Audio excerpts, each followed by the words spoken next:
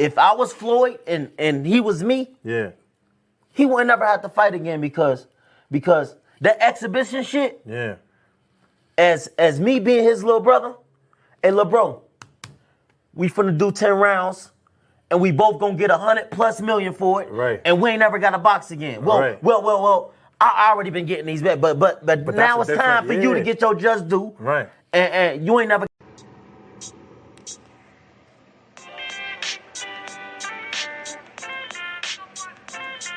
Yo, you know the deal. We back again. We never slacking. Word 'em up. Ladies and guys, whether if you drunk or you high, it's time to pay respects to the illest man alive. If you think you got a point, he'll shrink you down to size. And from there it's downhill like a slinky or a slide. Open your eyes, got a deep connection with the rise, so you might see them jump in whenever they go live. Peep it, this channel blowing up now, it's not a secret. With tons of exclusive interviews to listen to. Them other channels I hate, but yo, they missing clues. They start narratives, sip the goose and twist the truth. It don't take a rocket scientist to get the proof. Just click the live at 4 p.m. Eastern time. But when you chime in, make sure you keep it kind. But if cowards want to debate, then it's feasting time. My man Just Do shine busy all the time. Grind 24/7, 365.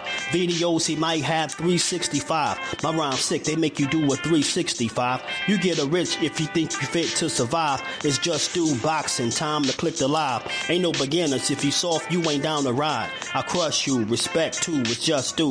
He got the illest boxing show on the internet. The boy been a threat and he ain't even had dinner yet. Word 'em up. Yeah. You know what time it is.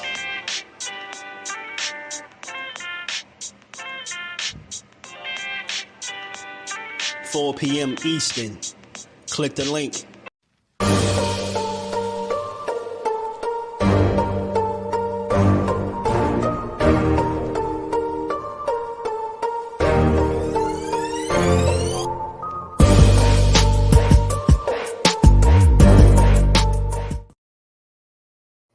What up? What up? What's good with the family? How y'all feeling on this good Saturday? On this good fight day? Soon to be fight night. You know, I just popped up, did a Saturday special live, man. I made some free time, so I figured I'd pop on and build with the fam. And maybe later on, I'll try to do a post fight later after this card is over.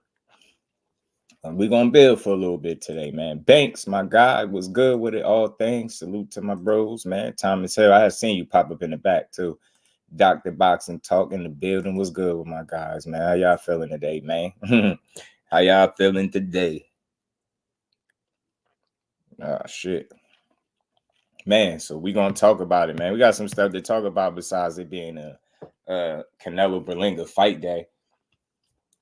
You know, we got some stuff to talk about, man. I heard a little clip from Eddie Hearn that gave somewhat of a update of Haney and Paro. That fight seemed like it possibly might not happen, and I already heard that Paro could possibly face what's his name, George Kambosos, I think they said. That Hector Salit. What's good, Hector? How you feeling, bro? Thomas said T Hill in the building. What's good, bro? How you feeling? What's good with you, Justin, man? How you feeling, bro? Mm-hmm. Feeling, I made some time, man. I got the baby boy to sleep. Hopefully, I don't wake him up. But you got the young champ down, man. You put him down for the count. You know what I'm saying? I had to take him on the walk, man. Take him on a little stroll, put him out cold. Now we here to build. That's what be kind of disrupting the flow, man. Saturdays, the weekends be hectic to get on here. The kids be, you talk about a headlock. They be having your boy in the yo. You could tell, man. At times, you know, you gotta hit that station break. Yeah, I can't even put on my hat, bro. Don't let me put on no hat. You know how we put on our hats out of, like, you know, just comfortability. We just used to. Yeah. That hat come on, he start reaching for me immediately. He like, nope, I know you about to go outside, and I'm coming with you. Man, at least a peace to the queen. Yes. That means he likes the great outdoors. Let's go. How you feeling? I got to start back doing my Saturdays and Sundays, man. Like Judah ain't just making that up in the intro. That grind. I used to do 3 Grind of them joints a day. 24/7, 365. I used to be popping on crazy left and right. Yeah, I'm telling you, as soon as I see something that deserve a conversation, boom, I'm on it. But you know, I seen a couple things today that's worth talking about, man. And the grind don't stop. The grind don't stop, man. We trying to build. We got to keep building. We got to keep reaching those good boxing. Yo, before you go into topic, man, did I miss anything? I couldn't get in today. Not really. Nah, it was a short one.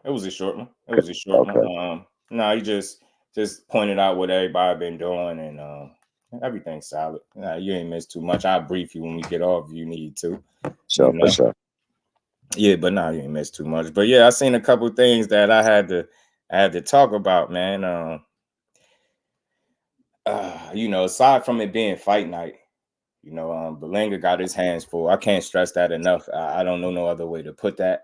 I just hope that him and his father, because his father seems pretty confident, and he's supposed to be, right? It's his son, but I truly hope that they got their game plan fixed and worked out, and I hope that they understand as much as one can in his position the challenge that's in front of him. Like, it's cool, like, show that bravado, that energy. I'm cool with all of that, but that shit ain't gonna mean nothing when you're in front of that dude. That man can fight, and he's very comfortable, man. Canelo Alvarez, look, man, yo, he looked like he in great shape. Too comfortable, man. Yeah, you get what I'm saying? Right, you seen him in the baggy pajamas, baggy pajamas with no shirt on. Man, that's not a good look for my man Berlanga. By no stretch of imagination. Berlanga, he about to beat your ass. Shout out to Berlanga, man, for taking the challenge, man. Much respect to him. But man, I think it's gonna get ugly. Canelo running around. No, man, respect to Berlanga, man, because no, man, respect to Berlanga, because man, I mean, look at the alternative. You go in there and you get darn dirty, people gonna make videos out of you. So like, I mean, my man, he got enough, I guess, testicular fortitude to say, man, I'm gonna go in there and I'm gonna show y'all something different. So I'm ready for him to show me something different. Like my man said in the 5 Heartbeats, show him something, dresser.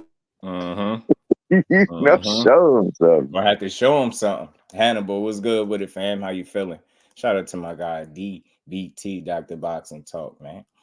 Canelo, we're gonna knock you out, right? And we're gonna take all your bells and we're gonna send you to Guadalajara. Cabrón. We're gonna send you to Guadalajara. He pronounced it right and everything, man. Y'all about to get your asses beat. Yo, the city gonna look different when you pop up and your shit on swole and your joint on dubs, and he gave you, how my bro Skills be saying, he give you a proper raccoon, man. It ain't gonna be good.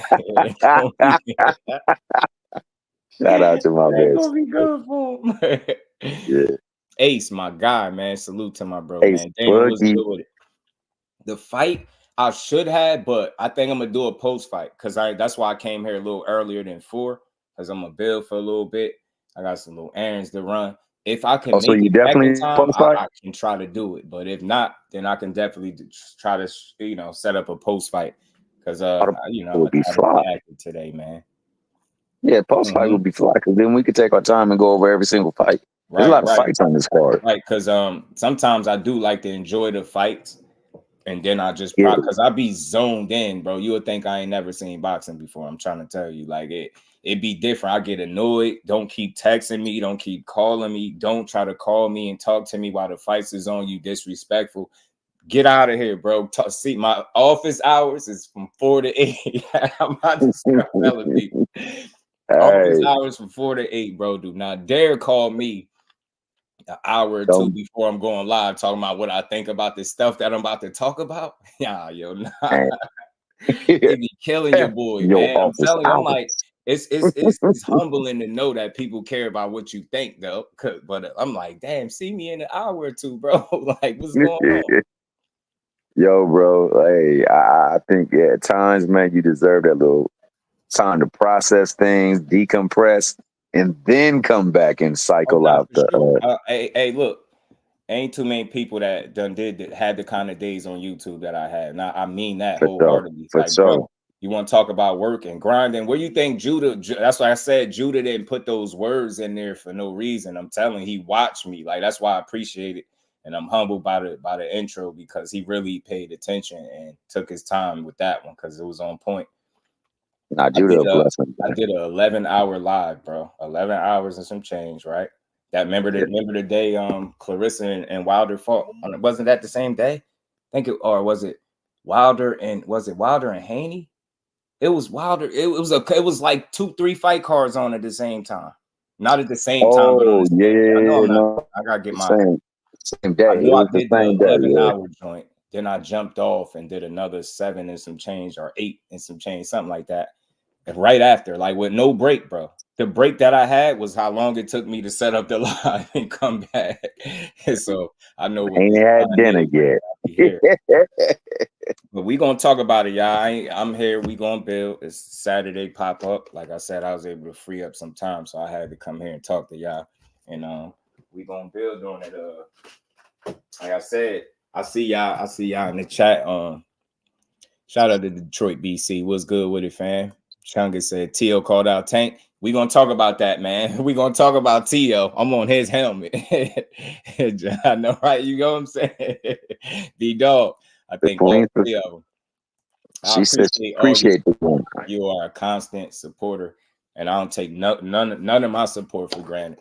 I appreciate y'all because in this space, you run into a lot of weird stuff. People, I like, for example, I just gotta say this. Y'all remember one day I was up here, right? And I was giving Bud Crawford his just due. I'm just due. I'm supposed to do that. This is not like a gimmick that I'm running. This is a mentality. It's a mindset. That's how I approach the sport, with giving people their credit before I take it from them. I'm up here giving Bud Crawford his just due. My man in the chat going off. Like, he ain't saying nothing to me directly, but it's like, it's indirect, but I'm the only one talking. I was like, damn, bro. Bro don't stop hollering at me and everything. Crush, what's good with it, bro? How you feeling? Thrill Hill, what's good? Yeah, the wrong kind of take I had people mad at you for no reason. Even when you right in bounds with what you talking about, they still get mad. It's crazy. So when I get solid, real supporters, I appreciate them. I see y'all. I know who y'all is. But let's get to this build, though. Let's get to this build. We already know what Canelo and Berlanga has got going on. Like I said, man, best of luck, bro. I'm rooting for him too, by the way, because anytime from now on, I'm rooting for the underdog. If I feel like you've been handpicked or like cherry picked on any of that stuff, I'm rooting for I'm rooting for the underdog every single time from here on out. I don't care unless I'm betting, and I gotta, if I'm betting, of course I'm betting with Canelo, but I ain't betting, so I'm rocking with I'm hoping Edgar Berlanga pull a rabbit out the hat, as they say. Millen fans, what it do, fam? Yeah, I know, man. Rome was good with it, bro. I popped up a little early, and like I said, I got to get my weekends back in order. But it'll be a juggle, man. Baby do be on my helmet. I'm telling you, he see me put this hat on or one of the hats, it's over, bro. We gotta go outside. But we gonna get to it. But yeah, man.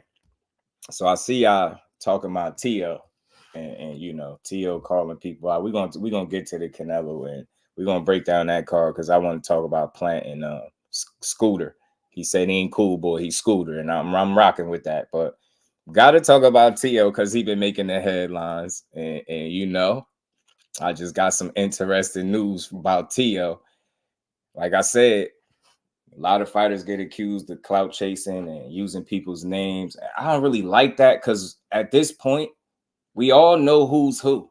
We all know who's supposed to be fighting each other. We all know what fights make sense. And I mean, I'm talking about for all of the top people. If a top fighter is mentioning another top fighter, I don't necessarily see it as a clout chase unless you are, trying to convince the people that you want this fight and you don't.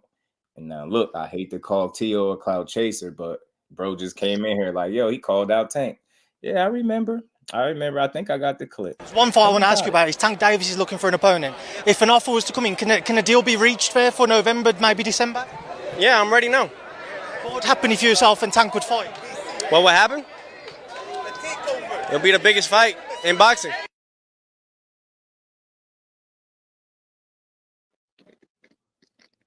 Yeah, it'd be the biggest fight in boxing. Okay. Yeah, so yeah, I listen. I like that when he talk like that.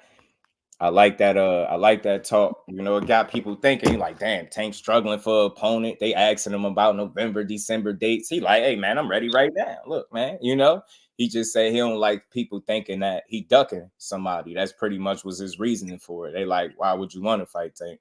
That was his reasoning for it. He mentioned, it's funny that he mentioned ducking. He mentioned ducking. Now, you know me, I'm not a fan of the word because it's overused, overblown. They just overdo it. But in this particular case, Teo looking sus. You know what I mean? Teo looking a little sus. Call it what you want. You know, I trust in my sources. This ain't just no no Twitter post that's just, somebody talking. This ain't somebody just talking. This somebody that's in the know. This is the same person that let me know who Haney was fighting before they wanted to announce it. He dropped it. Ben knew he was fighting. Well, it was supposed to be Paro. And we're going to talk about that as well, because I heard a statement from Eddie Hearn that makes me feel like that ain't what's up. But Teo. So in this clip, he's mentioning Tank. But behind the scenes, now I told you I already talked to Brian Norman. I already knew that he got offered that fight at 47. You see, he's running around working out with Canelo. He run around 156 pounds. You clearly look like you ready for another division. You clearly look like you, buddy in shape. Buddy, his ass in shape though. He got a 6-pack still and all that. I'm like, yo, that's impressive. You big as hell. You're not nowhere near 140 right now because ain't no way you lost all that weight from the time you took that video to now. So I respect it. But not only did you turn down Brian Norman, you just pulled out a Haney fight that was being offered to you too, behind the scenes. Shout out to my guy Tay Jones. That's why I made sure I clipped his name in the post. I mean, I was just talking back and forth with him a little bit. And I already know him. He ain't never told me no lie. He ain't about to start telling me no lies. So, yeah, ain't nobody hearing him crush. So check it out. Teo, now watch how this go over people's head. Let's see how many people jump on this. When you have, now I get it. It's not as definitive as what people would like it. But again, real sources are real sources. Like I'm telling you, it's 2 people, 3 really behind the scenes that got 100% batting average with me. Every time they tell me something, it happened. If it don't, they'll correct what they told me was going to happen and then tell me what it is. So this dude, not only is he speaking on Tank, you really don't want to fight Tank. You nowhere near 135 or 140, to be perfectly honest. You talking about you ready right now. See how quick, that fighter hat come on? Like he in fighter mode. Yeah, I'll fight him right now. No, you won't. No, you won't. No, you won't. You absolutely won't fight him right now. You damn near 160, dude. Like, hey, you're not fighting no damn Tank Davis. Not only are you not fighting Tank Davis, after we just seen a situation where you had four options. You had Steve Claggett. You had Raymond Moritaya. Who else, man? Jog my memory for me, man. Brian Norman Jr. No. It wasn't Norman. It was He turned them all down. Directed by Zion. Was good. CJ was good with it, my guy. It's the morning. Where you at? Yeah, it was Norman. It was like Norman. A high school basketball coach. Salute to my guy, Big Supreme. With a cabin on. Who was it? Hold on. All right. He had Moritaya. He said no to him. He ended up picking Steve Claggett. He had Kenneth Sims and Elvis Rodriguez. Kenneth Sims, that's it. I indulge in the grass, so sometimes my memory be slipping. But yeah. So he turned all them guys down. He fought Steve Claggett. Even though I respected the performance and most people trashed it, you still picked the least notable guy out of the 4. That's not a good look. I understand you had choices, but you're going away from quality. Meanwhile, you keep calling top quality out, but you're going in the opposite direction. I'm not feeling that. And now, fast forward to today, after you did that, you beat up Steve Claggett, turned down Kenneth Sims, Elvis. You get what I'm saying? Moritaya, who's a 35-pounder. You would have had all types of advantages. Turned all that smoke down. Now you turned down the Brian Norman fight. You don't want that. and you just pulled out of a potential fight with Haney, but you want to fight Tank. I'm like, he all over the place. I don't believe T.O. I got much respect for him. He a hell of a talent, but I feel like after he took the loss to Kambosos, you get what I'm saying? He had a couple shaky fights. I called it. I said after he fought Jermaine Ortiz, I said, I guarantee you his next fight is not going to be like, it's not going to be a dangerous fight, rightfully so, but he took Jermaine Ortiz. I mean, after Jermaine Ortiz, I said he wasn't going, you know, who did he fight? Well, yeah, he fought Jermaine Ortiz and then it was Claggett, right? I said he wouldn't fight nobody risky. He picked Steve Claggett right on point, and now you see the direction he going where he turning down a guy like Brian Norman. You don't want to fight Haney, but you'll talk about him. Now you want to fight Tank, who's at 135, knowing your ass close to 160. I don't like it. Again, I'm not big on the clout chasing thing, but I'll say this: you definitely trying to bring some I guess some attention to yourself. You could call it clout, whatever, but I feel like that's not enough. It don't do nothing good for you. I think it's bad clout chasing, if anything. You clearly don't want to fight these guys, but you're gonna keep telling us you do. Meanwhile, behind the scenes, you turning down smoke with quality fighters that people will want to see you in the ring with, and it's kind of going over people's heads. Meanwhile, we creating offers that never happened, framing other guys as that when we got more. For me, I got more evidence that this guy's turning down fights. He just did it, you know, in his last situation. And then I like what was his name? Mark Kriegel put him on blast. I don't know if he looked at it like that, but he definitely asked him, you had this one, and you chose Claggett. Why? Like he put him on blast. So if you want to frame somebody as a duck right now, that's quality, that's in position, that's getting opportunities to fight people that make sense. It's Teofimo. I don't like calling ducks, but he definitely avoiding quality opposition. He definitely calling for the fights, but he don't want to fight these people for real. Like nothing about him makes me think he want to fight Tank. I just think he was riding with the moment. And on top of that, keeping his name afloat in the buzz and right. in the scrum. Because Rue was good, my boy. How you feeling? When you think about in this year alone who he gets called out, my guy, he dropped some serious names. It was good, bro. None of them was with serious intent though, because you're not getting in the ring with Bud. You're not getting in the ring with Ryan, and that's a possibility. You're not getting in the ring with Canelo. You're not getting in the ring with Spence. You're not getting in the ring with any of these folks. Right. But you're just talking. You're just chatting. You know what I'm saying? You're just chatting right now, but you're out here turning down smoke. Respect to Haney for even being in a conversation to potentially fight him coming off his situation. I don't know right now, it's early, but I don't know who to really, I don't like placing blame, but I don't know who to really say would be responsible for why a Haney and a Paro might not happen. But I'm going to get to that clip shortly. But like I said, with T.O., I expect more from him because he is that talented. Like, you know, not too long ago, I remember this was the same guy that everybody loved. This was the dude getting them viral highlight reel knockouts at 35. Wearing them Heisman jerseys on Heisman night, doing the backflips and shit like that. Everybody was loving him. Not too long ago, that was that guy. You know what I mean? Since then, I don't know where he lost himself at. Maybe shit changed after the Kambosos fight. Get what I'm saying? Kambosos caught him slipping. And I think it was before. Since he went to 140, it been this up and down. Like he'll have a good performance and then a good and then And that's kind of how it been. Pedro Campa, good. Sandor Martin, no. Josh Taylor, amazing. Jermaine Ortiz, not so much. Steve Claggett, you get what I'm saying? So he really on a seesaw right now at 140. And hey Just, I think like you as you scaled his fights, right? The Ortiz fight definitely was a low point for him. You know, because he had built up so much hype about how he was going to do him dirty and didn't turn out that way. I've never seen somebody then take a fight with a relatively obscure boxing talent and then like dominate the fight, but look like the fight was seriously tough at the same time. Like that's an oddity that I haven't seen too many times in the sport of boxing. And I mean, I think, like you said, there was something sometime during the build up to the fight against Kambosos where things didn't go well for him, and he ain't been the same since.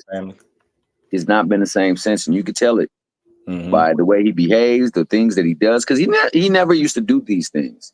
Yeah, it was squarely about him just being dominant, being the takeover, and all this stuff, and then it just went wild. So I agree with what you're saying. I always make the jokes, but you be seeing them do it. Like when Keyshawn Bros talked about when Keyshawn pressed him, how quiet he was and apologetic to Keyshawn pretty much, but he was reading a book, if you remember.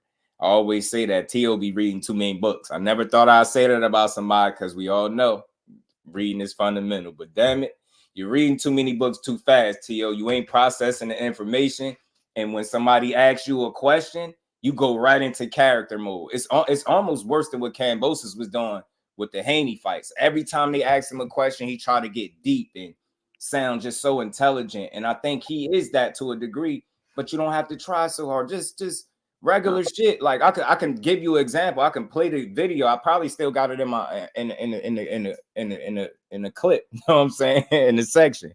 But he just talked. You ask him a simple question. Hey, Tio, what you think about the fight? And then it's never just, I think X, Y, and Z. It's always he take you around the corner, walk you to the back, take you to the liquor store, walk you to the corner. Like, bro, answer the question. But what we really want to know is, why are you being the type of talent that you are? And I respect Tio. Like, I talk shit, I'll just be joking about it. But he's a hell of a talent. This is why I'm on his ass, on his helmet, should I say, with all this Diddy shit going on. But you just too talented to sell yourself short. See, I can spin it a different way. I ain't got to tear you down. You too talented to be, walking away from fights that can grow your name, grow your profile. Like, look, you've been at 140. You're a champion. You beat up Josh Taylor. You should be chasing the rest of them champions. I don't know what your plans are. You all over the place. And like I said, behind the scenes, you getting offered good fights and you like, nah, I'm good. Then you get the camera in front of your face. It's like, yeah, I'll fight Tank. Yeah, I'll fight Tank. No, you won't fight Tank. No, you won't. Hey, you got to make me a believer. I don't believe T.O. because I don't know what his plan is. He got the 140. It's been like a seesaw. Like I said, he's a champion. He's still at the top, but he ain't moving like he should to me. That's all. He ain't moving like he should. Boxing with 2-4. They say you're only good as your last fights. Last couple performances have been mediocre. He on that seesaw. So a lot going on in his personal life with his wife. Also, that I gave him the benefit of the doubt with that because I feel like certain battles got to be fought outside the ring, and I feel like all that stuff he was going through with his lady. Just to be fair, Bang was good with it, man. How you feel? That was one of the big deals that was being talked about prior to the Kambosos fight, and I think that episode. Whatever the rumors are out there, but whatever happened, it really impacted his psyche more so than anything, man. He ain't been the same since. Yeah. And now he's careful. He's very careful with his selection. He took the Josh Taylor. This is why I'm confused. And that's why I think they seen something in Josh Taylor too. No slight to him, but he been questionable since he won Undisputed. He didn't look the same. Jack Catterall beat him first. You want to be 100. You know what I mean? He beat him first. So he ain't been looking like that elite guy since Jose Ramirez, since he beat him up. I ain't seen Josh Taylor look like that guy since then. No, and I've been questioning it.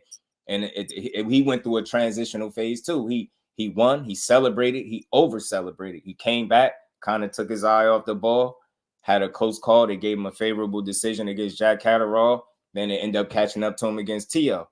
Tio jumped into that fight with open arms. I remember making a video and people laughing at me in the comments after the fight because I'm like, yo, Tio having a mental collapse, mental breakdown. I put a great video together. I'm like, look at this. He all over the place. I'm like, I don't see him winning. Man, he goes out there, beats the absolute hell out of Josh Taylor. I'm like, God damn. This is why you hard to read. This dude really is talented. He showed I was just about to say that's truly a testament to the talent that he possesses. I mean, the man is extremely gifted. Shout out to you, bro. Appreciate my guy. Shout out to everybody in the building. Y'all smash that like button. Tay, what's good with it, my guy? Tay Dizzle. Hey man, so like, I always try to come from a different angle. I know people like to be hard on the fans. For me, man, I like to spin it a little bit different. Like I said, He definitely selling himself short. You got a lot of talent. You young. You got. I mean, shit. Use Canelo to your advantage. I mean, I know you soaking up the limelight. You run around with a WBC strap for what? I don't know what for what reason. But look, man, pick up some game for real. If you gonna be over there, I ain't saying you not, but just don't let it be all about the media and people seeing you, right? Just the thought of people seeing you there. Make that shit count, man. Make it count. You and your father took it, y'all were very successful together all the way up until you lost, and then you were still able to be successful with your pops. But I don't think there's nothing wrong with seeking out, or adding to, what it is that your camp is, or who it is that you're working with. I think that can only make you better. But like my biggest gripe with Tio is him not just moving like a guy that's at the top, and we criticize everybody else. Like, you know what I mean? Some of these guys don't even get some of the opportunities that he get. All that complaining he been doing. Remember, he tried to stick it to Bob Arum. He's still over there being promoted, and the man is still providing you with opportunities, and then you're turning them down, complaining, fighting the lesser guys of your choosing, and then you get what I'm saying? I don't respect it, man. So I hope. So can we take a deep dive into that call out then? Oh. Because honestly, I mean, you just said Bob is getting him opportunities. Do you think Bob would provide an opportunity for him to fight Tank? For one. And this is the thing, like, if Tank is really struggling, I hope that's not the case. And I hope that behind the scenes they're making the Loma fight and they're just keeping it quiet. But if he is truly struggling to find an opponent, then why not take the TO fight, especially since it's a verbal call out in public? Pugilist, you got it right, Nakatani. Cool boy, stat pulled up and Scooter. Yep, Scooter. That's why I had to show him some love, man. I really like that dude. Frontline was good with it. If I don't got it in him to be a top dog, I get that. But you know what's funny? Mike was good with it, my bro. How you feeling? T.O. got it in him. He showed you that already. He showed you when he's at the top of his game, he hovering right up there with the elite guys. That's what's so frustrating about how he moves. You get what I'm saying? And I'm not here to try to frame him out to be some type of super duck, but I will say this. I'll lead a duck, and I always do this. I'm consistent. I'll lead a duck talk for the family and for the other people in the chat, right? Y'all can go at them. For me, you selling yourself short, and you not accepting the responsibility of being a top guy. You cool with getting the cameras and things in front of you and talking a good one, but when it's time to really put I guess pen to paper, and it's somebody of quality, especially as of late, he been real shaky with his moves. Like I said, I respect the hell out of the Josh Taylor win, but I also know, fighters know better. They real recognize that's just not the same fighter that Jose Ramirez fought. I don't give a damn. I know I ain't seeing the same dude. And sometimes you do that. You lose focus and you kind of fall by the wayside a little bit. That's what Josh Taylor is at. I have yet to see, since, like I said, the Ramirez fight, he been looking shaky, and I need to see something from him. So some would argue that you just took advantage of a guy that already wasn't at the top of his game no more. And it was timing. You were a beneficiary of great timing and fighting this dude at a time where he just wasn't his best. And you were switched on for that fight. Y'all had a great game plan. Y'all talked that shit and y'all walked it. And I appreciated it. And I ate my crow. And I ate my crow happily. I was like, this is what I like to see. I like to be wrong. So T.O. proved me that he still got it. Like, you remember, he was questioning that a couple fights back. Do I still got it? Now, he showed me that he do. So all I want to do is see him move like a guy that knows they still got it. That's all I'm saying. Don't sell yourself short. Fight these guys, man. Well, one thing about T.O. is that the greater the scale of the fight, man, the better he performs. It seems to be. Mm-hmm. So now, like, the fight with Tank, he might be on his best behavior because, hell, if he go out of there and step out of line, it can be a highlight. And I don't think no boxer want to get on nobody's highlight unless they the one that's giving the highlight. So, fact, bang. Facts, bro. Facts. And it's crazy. It's like T.O. is in a better position than I thought. Like, he really get opportunities. Despite, I was thinking Bob would have it out for him at some point, but nah, man, Bob's still rocking with him. Maybe he don't take it personal. Maybe he just chalk it up because I've heard him say it before. These fighters are young. Like, he don't be taking some of this stuff personal that they do. still promoting you, still giving you opportunities to prove your worth. Like, it would be dope at a time where you showing us that you're 156 pounds, that you're gonna go pull up at 47 and fight a Brian Norman. That'd be dope. It'd be dope if you say, you know what, I'm at 140, Haney there, I'm about to make my run, he next. It'd be dope for you to take that type of fight instead of saying, nah, I'm cool. And then you get out here. Now, if you don't, like I said, you claimed you wanted to fight Crawford. You end up fighting Steve Claggett, right? And then call out Crawford. You're moving nowhere near him. Even though you're 156 in that video, do you really want to fight him is my question. So now I know you don't really want to do that. That's he at 54. You're not trying to go up there and fight that man and get beat up. But you know what? You got smoked literally at 47. Brian Norman's a damn champion, bro. You can easily jump up, face him, and you win. Now you're a champion at 47. And you could decide to go back if that's what you want to do. All I'm saying is he in a great position, but he ain't acting like it. He walking and moving funny. He talk a good one, but he ain't moving right. And I don't like it. That man ain't moving right. He called out Boots. You know what I'm saying? Right. My man just been reckless with the call outs. Right. So it's time for somebody to step up to the call out and say, let's put it together then. You know what I'm saying? Especially if Tank ain't got a fight, man. I mean, hell. Go on up there and say, let's put both belts on the line. Marquis, what's good, my guy? How you feeling, bro?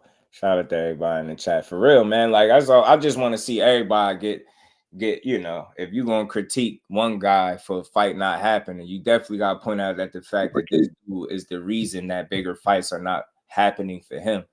And that's foolish. Like, you got to call that shit out. He legit just getting in his own way at this point. Yeah. And that can be, you can't expect nobody to take you serious if that's how you moving. Like, show us that you want to fight one of these dudes. Damn, think about a Tank and Teo fight. Just think about it. I missed the call out. Think about if he really stood on that. I'm ready to fight now. Say he really was like, you know, they give us that fight. Man, that'd be a good ass fight regardless of who win or lose. It's a great fight. Ain't nobody looking at Teo crazy you fight Tank.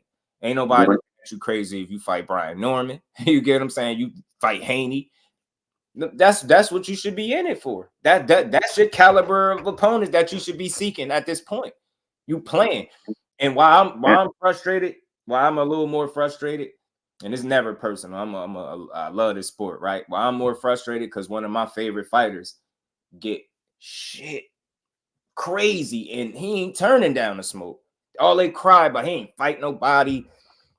He this, he that. I heard somebody say, what do they call him? A hype job, all types of shit for people turning him down. Then you got Teofimo, who do all of that crying, keep the black fighters, and don't want to fight none of them. So I guess that's really what he meant when he said that. Keep them. That means I ain't fighting them. Translation, I ain't fighting none of them dudes. Y'all can have them. I ain't fighting them. Like, I don't like that. I don't like it, man. That shit is whack, because you really, I don't give a damn what nobody say. I watched this shit. I watched the man move to 135 and everybody act like they seen a ghost. I watched dudes strategically maneuver around this man, make every excuse under the sun not to fight him, from a dog chasing a cat to it being born to we can make more money. You name it, they was coming up with it. And then you got a guy that's doing all this complaining. You actually try to stick it to your promoter and Bob Arum, he's still giving you opportunities. Shakur did nothing but win. Every opportunity Bob gave him, 22 opportunities. He won each time and made himself to be a 3-division champ, former Unified, had a Ring Magazine title. This dude really putting on, taking advantage. You try to stick it to him on the way out the door, but the guy that tried to stick it to you, you continue to promote him and give him opportunities, and all this avoiding quality opposition he doing is just kind of, going under the radar. Hell nah, man. Teo, you bogus, bro. We deserve better, and you owe it to yourself to chase greatness. You always talking about the takeover. It's the takeover. All right. Well, show us it's the takeover, and you really in position to do it with Bob Arum. You could really line these fights up. You got opportunities to make fights, and he ain't getting in the way. So you telling me you over there where a guy doesn't give everybody the same opportunities? We just watched it. You know what I mean? If that was the case, if he got the same type of opportunities, Shakur got the same type of opportunities Loma got and Teo got, he would already fought Loma. But here you got a Teofimo Lopez, like I said, that's getting opportunities to get in here with quality guys and continue to walk away, get in the media, call them out, and it's all good. Nah, he didn't call, like you said, from Boots to Crawford. Now it's Tank. Now you want none of Haney. You won't fight Shakur. You don't want to mess up Jay Prince money. Exactly what the hell are you doing right now with your career, dude? You got a lot of talent. You young as hell. And you show me that through chaos, you still can operate at a high level.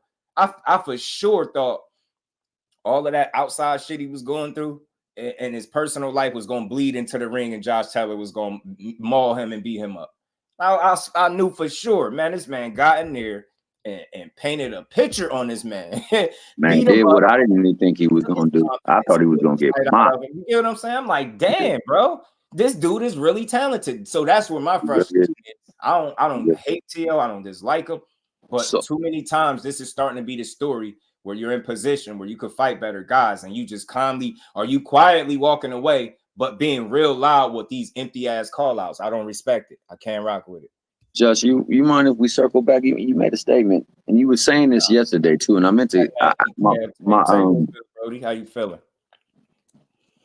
Yeah, my internet cut off yesterday on my phone. Some of my phone been acting up, but you talking about how like there's so much vitriol for these fighters these days, right? And you know they get sold out on one fight. If they have a bad fight, if they, God forbid, they lose a fight, they get tossed around like they're no good and things like that, and they get dumped on and called junk and this and that, right? And you know we don't get the fights. And I was just thinking about in times past this never was the case. Now I know this device that I'm holding in my hand right now helps to aid in the proliferation of all that nonsense that exists to stop fights from being made and people valuing and coveting those. But back in the days, the fighters never got that treatment.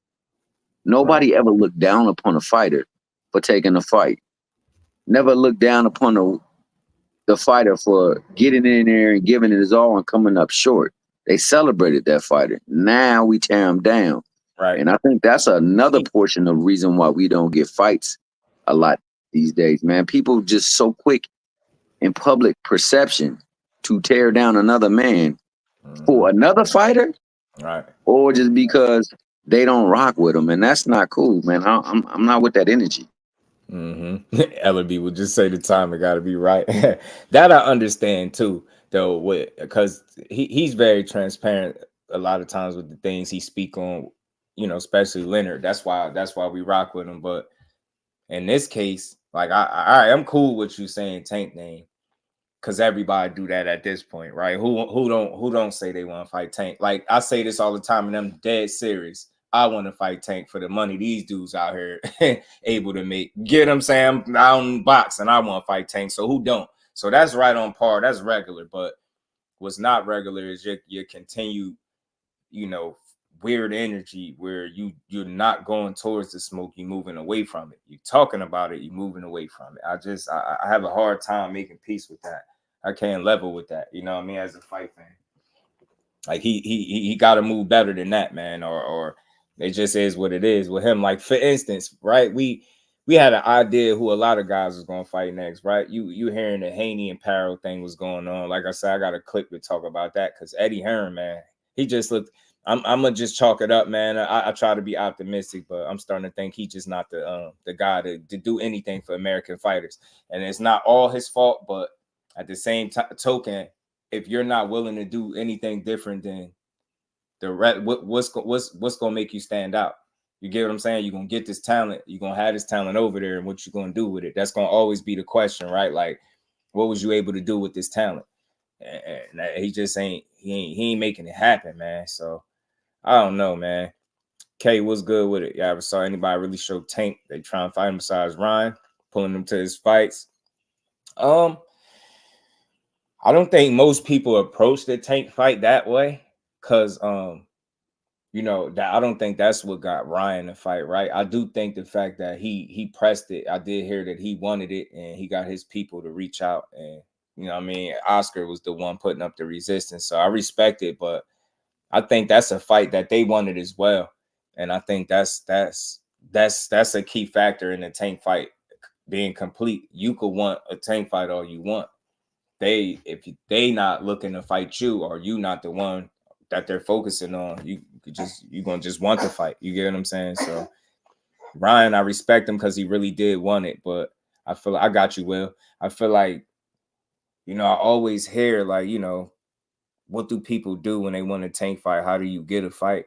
But they gotta want to fight you too. And people say call Al Heyman. That shit is a lie. I already, you know, we already talked about that's bullshit. So I don't know. They gotta want to fight you for real. Like if they don't, it don't go without them, is what I'm saying. Because he gonna be the A side over everybody, right? So what I'm saying, if his team ain't focusing on you as the next target, you wanting it, you just gonna be wanting it. You know what I'm saying? So I respect Ryan because he said he wanted it. It took a while though. It took a while. I ain't gonna act like it did. It took a while, but he finally got it. You know what I mean? He did a bunch of complaining that he got beat up, but he got in there. I respected it. But the thing with Tank is I've been hearing a lot of noise about, you know, people making him out to be some avoided ass fighter. I just don't think that's the reality at all. And the reason for it is nothing against him. I just think you got to be a fool to turn down that opportunity, win, lose, or draw. And that's why I'm sitting here scratching my head, side eye and Loma, like. But then at the same token, in the back of my mind, I remember you sidestepping Shakur first. So I'm gonna put it in its proper context. You shown me this energy before. Now it's just a little more head scratching because it's not only is it a unification, it's a big money fight for you, and you don't want that, and you didn't want the other one for a belt. So I'm just like, I don't get it, but I don't think he's some duck fighter, man. Zach B, what's good with it, bro? Yeah, shout out Zach B. Shout out my brother Tay too. All these catchphrases out the boxing fans repeat come constantly hate. It's that bash the fighters out. Fans are just following what they hear. Most fans can't even know the fighters right. I'm telling you, man. I seen a dude had David Benavidez on for an interview. It's a big platform. This dude called David Benavidez. What weight class did he say he was in? Did he say lightweight? He said something wild. Benavidez had to like stop him and like, yo, super middle. I'm like, that's embarrassing. That's a bad slip. Like that ain't you. He you know, he handled the situation well. Just kept rolling, but he was way off, bro. He made me think that he don't really be paying attention to the shit because you don't make that kind of mistake when you got somebody coming on the show talk about light. I think he said lightweight, something like that. Tank already said he wanted to fight Tia, and he said he in a 6-fight plan. That's good. That's good. The only thing is with Tank is, you know, with him not being a guy that's sitting back hand picking, the question is always going to be, when is these dudes getting in the ring? Like, what order do they have planned for him, right? We just never know that. You know what I mean? But I'm pretty sure they got some type of plan for him. Like, for me, I thought it was simple. Fight all as many southpaws as you can before you fight Shakur. I said it to the coach. If I'm wrong, I'm wrong. But I think that's what was going on, bro. That's what I think. That's why people made all this fuss about Shakur. I'm like, y'all missing it. When they focused on somebody, like, when have you seen them not get the fight? This would be a first. So something tells me, like, you know, they got that kind of track record for a reason, man. They usually, you know, successful in that area. Like if it's somebody they looking to fight, that's who they get in there. So I wouldn't be surprised if they don't give up on this opportunity to go fight that dude and still fight him. Like well, hell, that'd be I wouldn't expect him to come back and fight Tank. I mean, fighting Cepeda definitely warms you, puts you in the proper perspective to embrace a match with Tank. I mean, I just hope that in 25 we get to see that fight. Don't see, to me, honestly, I'm not seeing Tank fighting Loma for the fact if he's truly planning on still competing and keeping the belts and closing out his career as a champion, Bob ain't gonna negotiate that fight with them. And that's just the bottom line, because he covets belts. He ain't giving up that belt, and chances are they make that fight, that belt's gonna change hands and go over to a different promotional company. Dennis Baranchyk is definitely not an option for Shakur or Tank, because Shakur is not going to get any favorable treatment, being that he just left Bob, and then Tank ain't going to get that fight as well too. So those are going to stay in his staple of fighters. So the only match to be made then will be him versus Shakur. You know, if it plays out that way. Now, hopefully Loma's not serious about continuously fighting, wants only one big payday, and that will be Tank, and we can make that fight. And I'm hoping that's what it is right now. But I mean, like you said, we got to be logical about the things, man. We got to factor in that there are business guidelines that are always adhered to when it's talking about cross-promotional fights, and they got to be willing to make the fight. I know people say that, you know, you can always go to Turkey and Turkey can fit the bill, but it just don't work that way. Otherwise, these fights would be made. Yeah. So yeah, I'm hoping that, you know, the pressure will be on them. And if there are no fights to be made and people are calling your name and you ain't got nothing to do, man, exercise that demon then. Go on and call his bluff on the call out and get the fight going, because we need fights, man. We need these people. Like T.O.'s motto is he wants to make boxing great again. That's what he's trying to do. Then honor the call out. Sincerely show up. he want to make boxing. I got that on the back of my shirt, man. Make boxing great again, man. You know what I mean? It's part of me too. By the way, for y'all that I took sizes on the shirts, man, y'all be on the lookout, man. That, you know, I'm gonna get some shirts out to some people very soon. Got everything situated, so we gonna make that happen. You know, shout out to the fan, man. He made a crazy mistake with that. I think it's lightweight something he called him something. It was way off though, way off. I was like, that I'm playing 619. Yeah, but he screwed up. But yeah, man. Like I said with T.O., man, I just hope he know what he doing. I hope he got it figured out, because right now, every time it seemed like every other time we turn around now, it's some funny business going on with him and how he moving. His father been quiet, which is a good thing. Damn, my bad. Hey, just one more thing too, man. I wanted to piggyback off of something that you said, and so we're gonna circle back to the training spot that you touched on. I think not only with T.O., but I think also with Devin, and I think also with Pitbull, and for a certain extent, you know, what's his name? Who gets trained by his dad as well too. I think it's not to get them out of there, but they definitely need to try to bring somebody in there to give them a different set of eyes, right? A different perspective on things, man. Because, you know, it's admirable for especially someone who's never been a boxer to get their son to the point where they become a champion. But a great deal of that focus has to be the fact that, you know, that son has tremendous talent. So with that son having tremendous talent, you want to make sure it gets maximized to the very best of its potential. And you got to bring somebody in there that knows exactly how to tap into that potential. Right. Well, what's good with it, bro? What's happening? Yeah, no. Another Finally good got me some sleep, bro. Shit. Got my power back about 8:30 last night. Good. That man didn't get his power back. He got his power back. Bro, I slept like a goddamn baby. Hey, man, you probably gonna be happy today, man. Not grumpy. Here's where I think you're wrong, Thomas. All right. Bob was trying to make that fight. Loma's the one who backed out of it. For some damn reason, Loma decided he didn't want to do it. He said, "Oh, I'm going home to spend time with the family." Yet he winds up at the arena for a fight. Yeah, he trying to play Call of Duty. So here's my thing. Did he show back up because they were trying to squash the fight talk, knowing that it could actually happen? So they were trying to squash it because it wasn't supposed to come out? Or was he just flat out ducking the fight? Bob knows if Loma loses again, the intrigue between Tank and Loma is no longer going to be big. The fight's not going to sell huge if Loma loses again.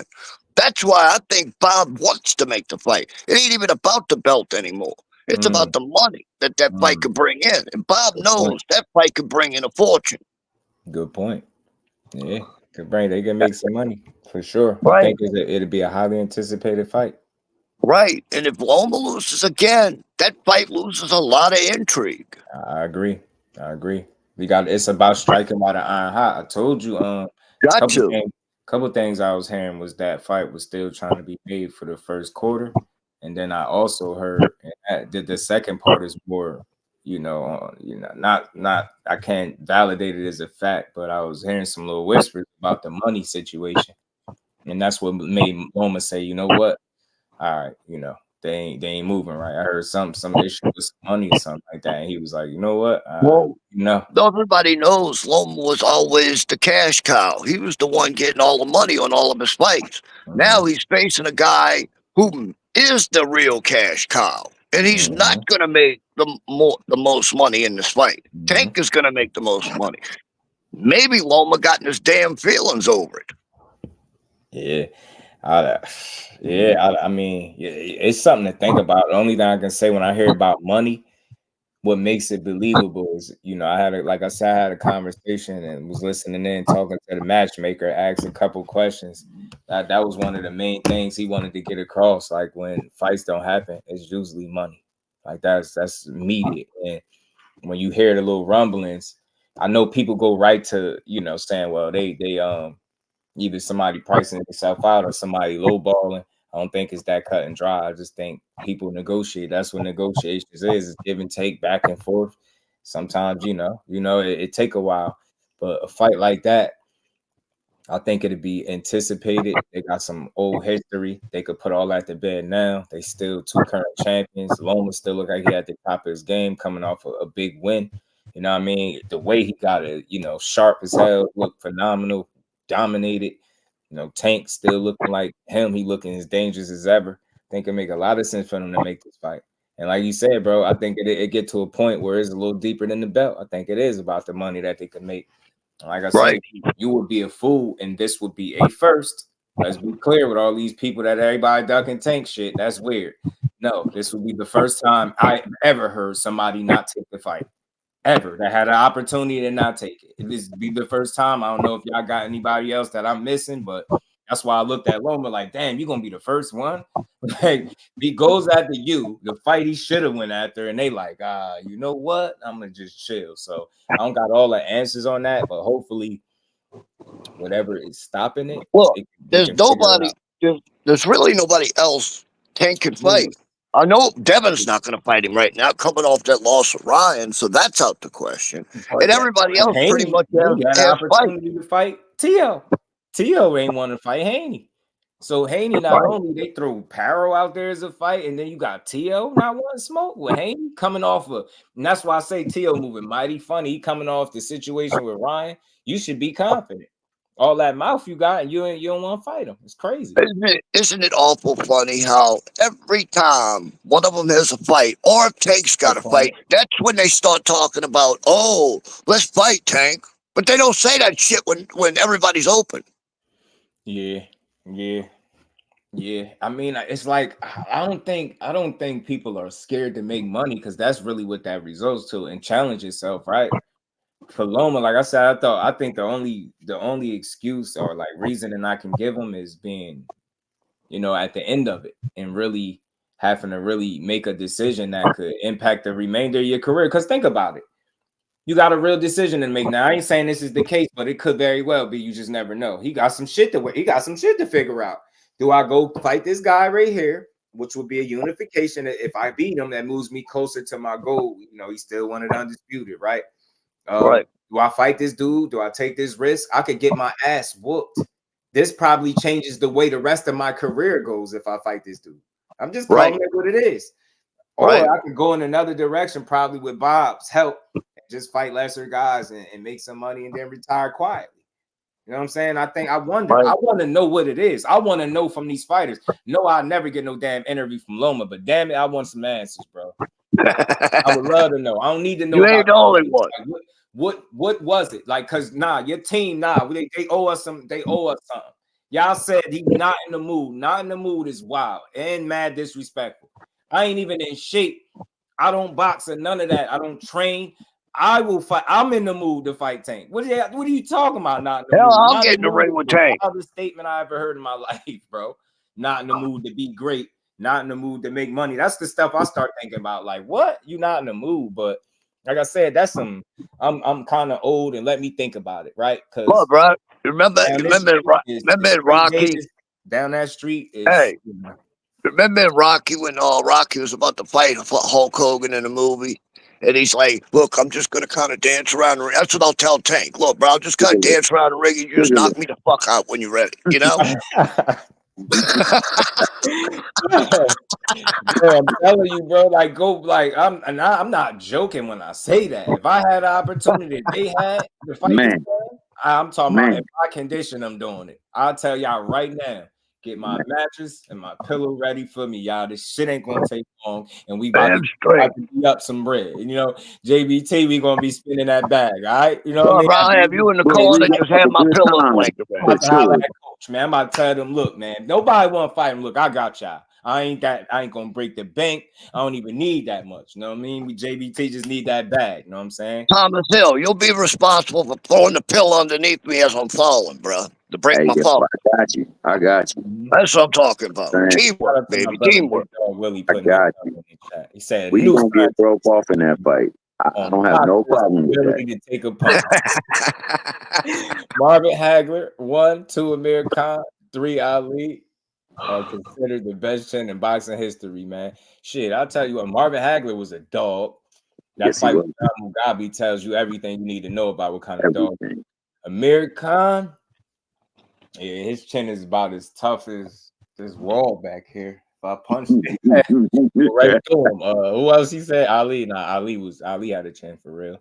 Shout out to dude. Ali had a mother of a chin. Brother said he had a stucco chin. And we ain't never got to box again. Well. I already been getting these back, but now it's time for you to get your just due.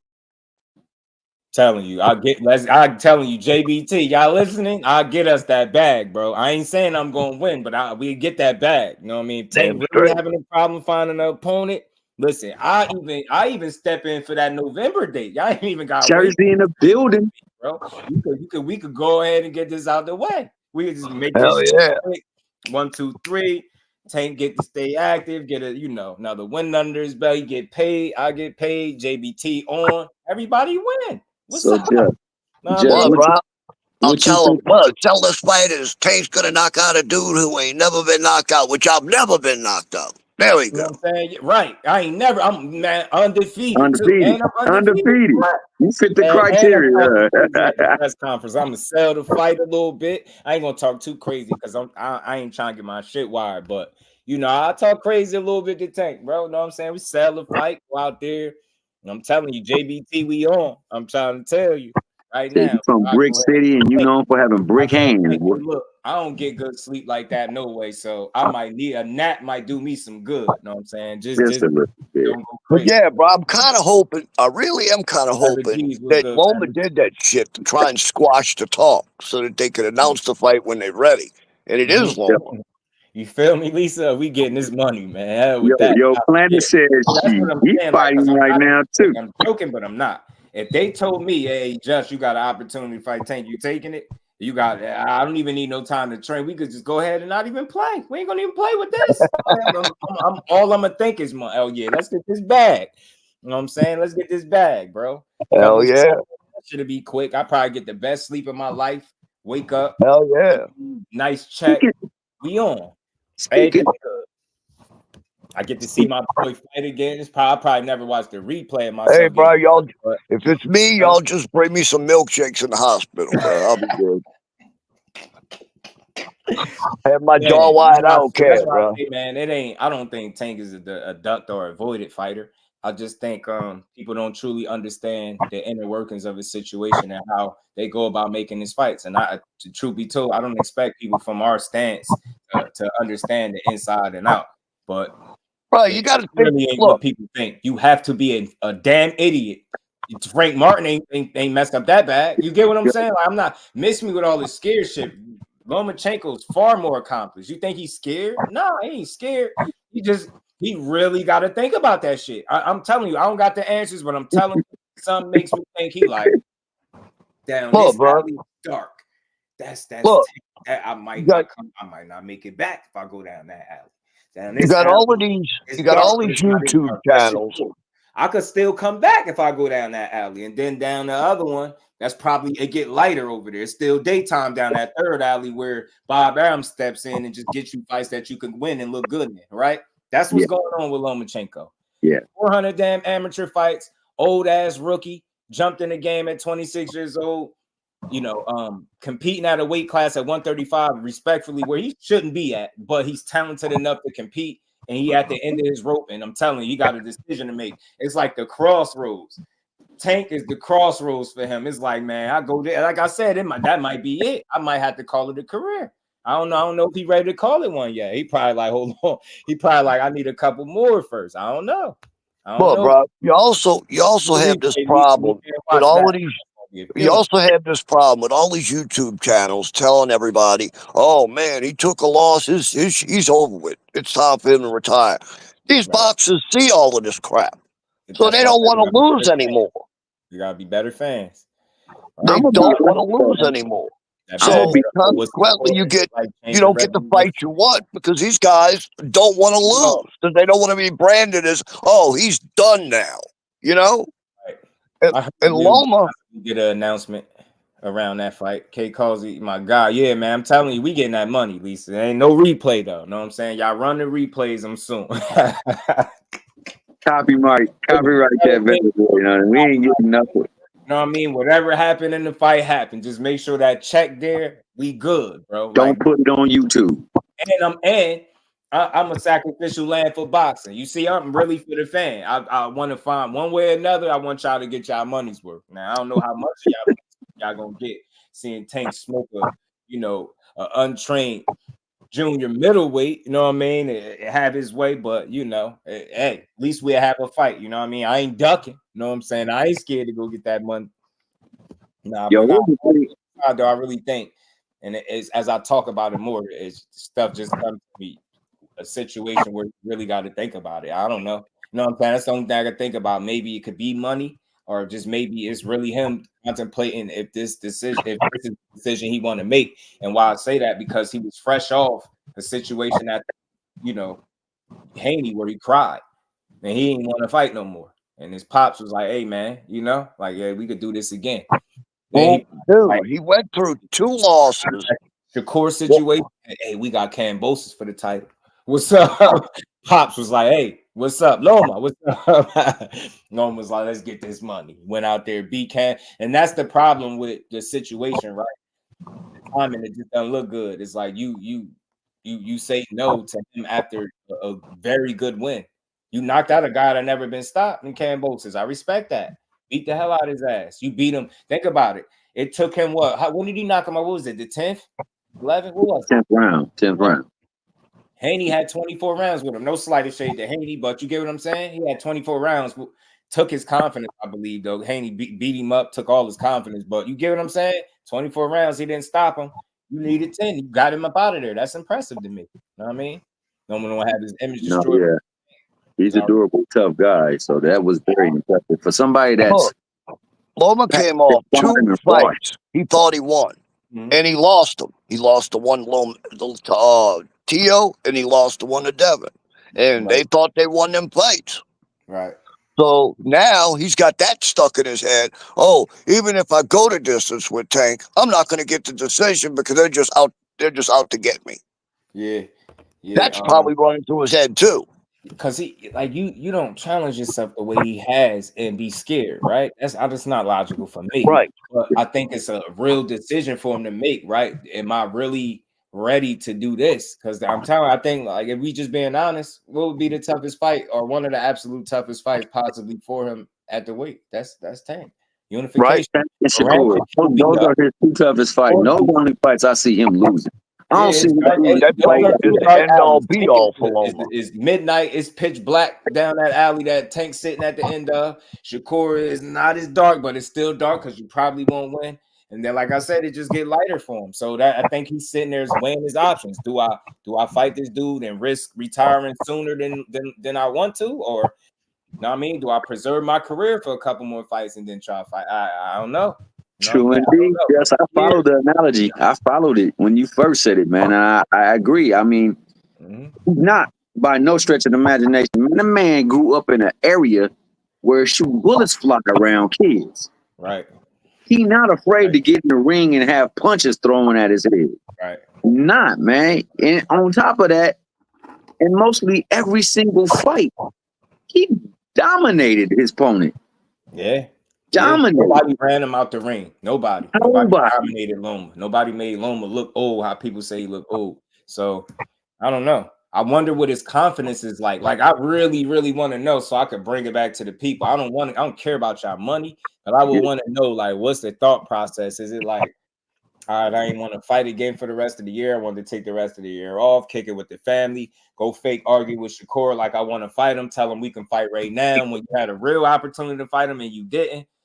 Yeah, see how other people don't get called out for clout chasing. See, it ain't clout chasing. That what was that? Yeah, we can fight. Let's go over here and fight. Court, like in the ring, bro. What are you talking about? Dude talking about fighting me outside the ring? Bro, nah, and you don't want to do that, Loma. You don't want to do that. Truth be told, you ain't want to see Shakur since I sparred all them years ago. When he got you ready for Rigondeaux, I think it was. Big Dog Willie back in the super chat. Much love, man. Always supporting the grind. Said Nobel winning scientist Stephen Hawkins did a study on punching power in the sport of boxing. You stupid, yo. Julian Jackson, number 1. And he said 2, George Foreman, 3, Devin Haney. That's facts. Yeah, Dev out here smoking shit. That's why that Paro don't want no smoke. Nah, Paro out here hitting the bag. He got his head shaved like a damn, like he in a clan or something, bro. Hitting that bag. He called 140 out. He said he ready for he the king of and we ain't never got a box again. Well. I already been getting these bets, but now it's time for you to get your just do. You think he going to dishes with Tank? Shit. Coach Kenny said he getting Loma up out of there in like 6. Inside of 6, he said he getting Loma up out of there. He said the next 4 Tank opponents going to sleep. You already know, man. Much love, Ace. I got to get back to it. Like I said, I was able to create some free time by getting the baby boy sleep. And I was able to make it here and build with y'all for a couple hours. I was wondering why I didn't hear it. Buddy from the fair. Shout out to the Big Drop, Big Dre. Yeah, Big Dre, man. Shout out to you, bro. I gotta upload the video you just sent me, and I'll work that into the show. Shout out to you, man. All right, guys, I'm out of here. I gotta go clean this house now that I got electricity and shit. I gotta work tomorrow. Yeah, power back, man. Great show last night too, man. I'm glad you got that. Bro. Thanks. Right. I go back and rewatch the shows and take notes and try and make improvements on what I'm saying to him, and I'll let him know what we should be doing on the side, and it works out, bro. We're getting better. You got to get B1 to get his mic connected to the actual mic instead of his phone. T1 kills me at times, bro. I'll be turning the mic off, laughing my ass off at him, dude. That boy is funny, man. That's my guy. He's a fool. That boy got mad love for you, Joe. He loves some good boxing, bro. That's for me. Can't be a real one. All right, guys. Peace out. All right, Wells. Peace out. All right, big Will. All right.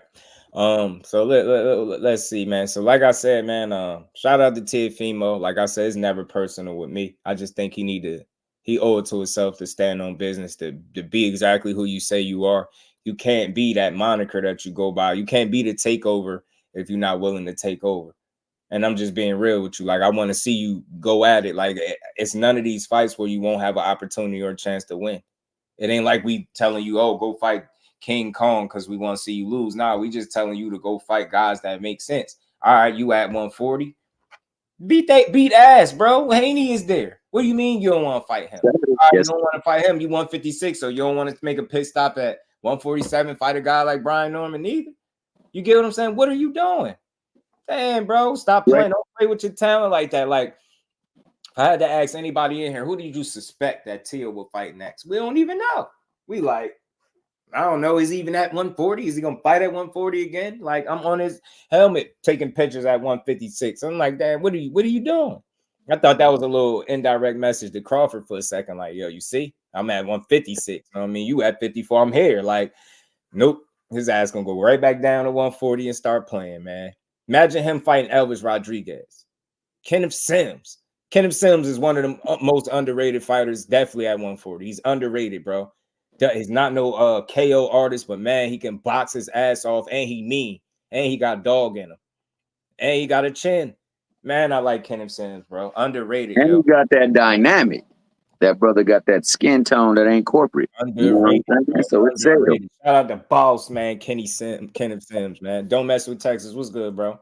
He Man. definitely underrated, man. Like, imagine those fights, though. We ain't even saying, all right, it ain't got to be Tank. It don't got to be Haney. But, yo, it got to be somebody of substance because you are of substance. I want to see this takeover shit. All this stuff y'all be talking, I want to see you go at it. Like, yo, you know what? I'm here to run the table. I got this one title. I'm about to get the rest of them. That's why I want to see you do, because I think it's something that you could make an honest run at, and those fights would be entertaining. Like, that's why I say, man, I wish these dudes ain't care about losing that much. I wish they was more willing to take the challenges, the chances. I think on that shirt that you said you got make boxing great again, I think you need to put that last statement you just made. Because if you're of substance, then the next move gotta be of substance. Right. That is absolutely factual. Right.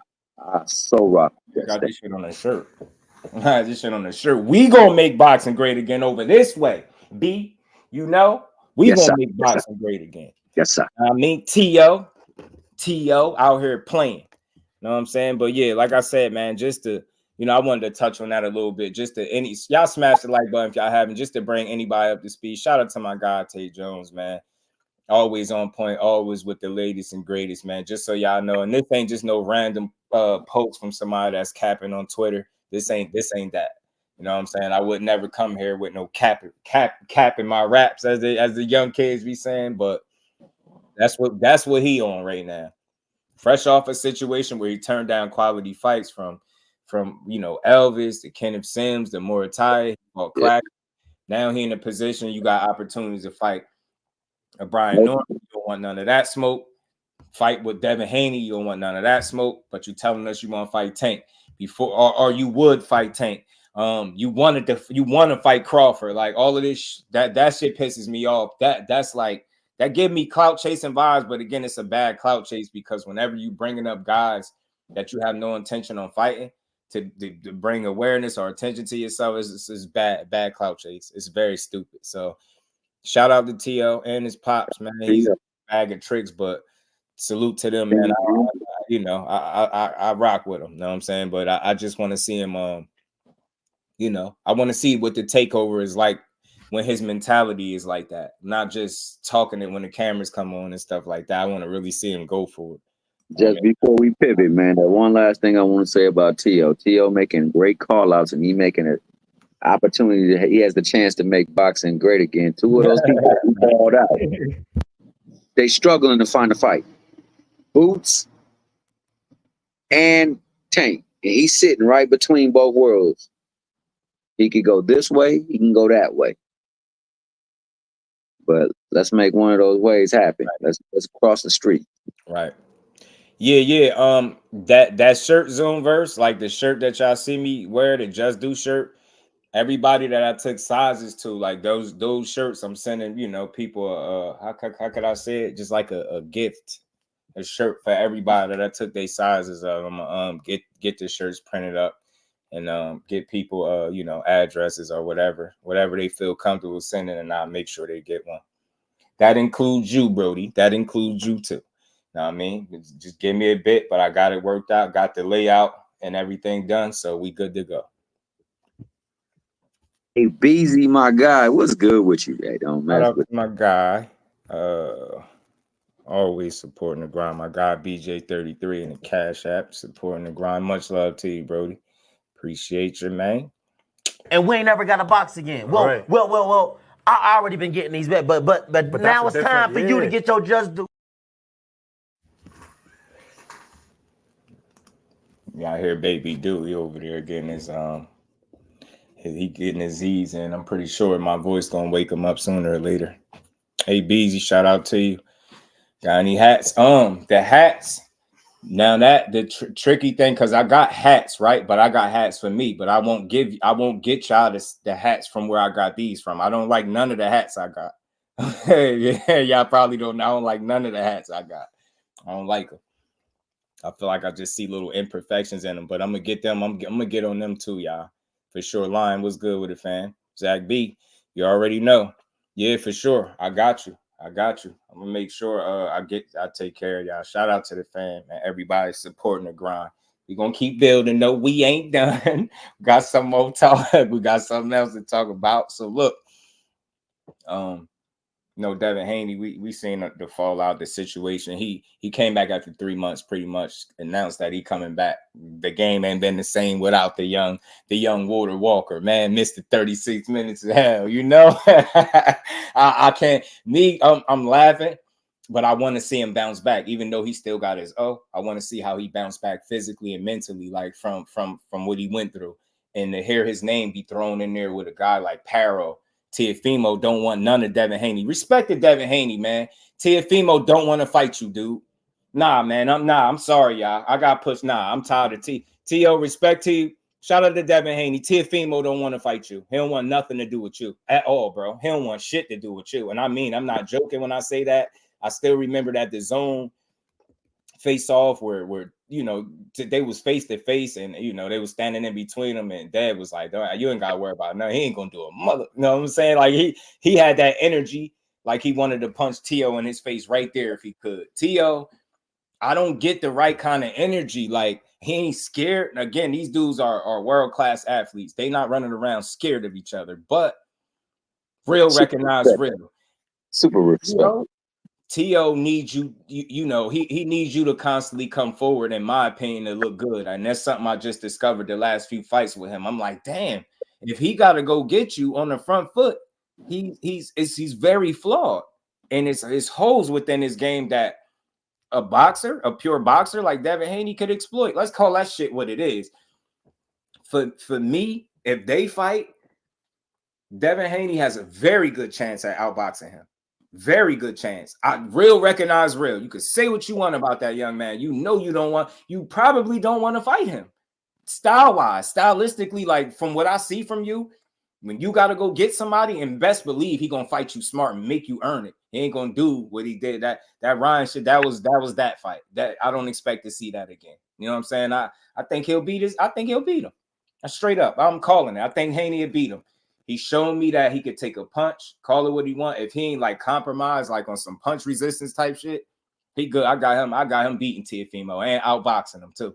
And having Teofimo looking funny at the end of the fight with that dumb look on his face. No disrespect to him, but just with that lost look, like uncomfortable, like you lost. Like I feel like that's what happened if they fought.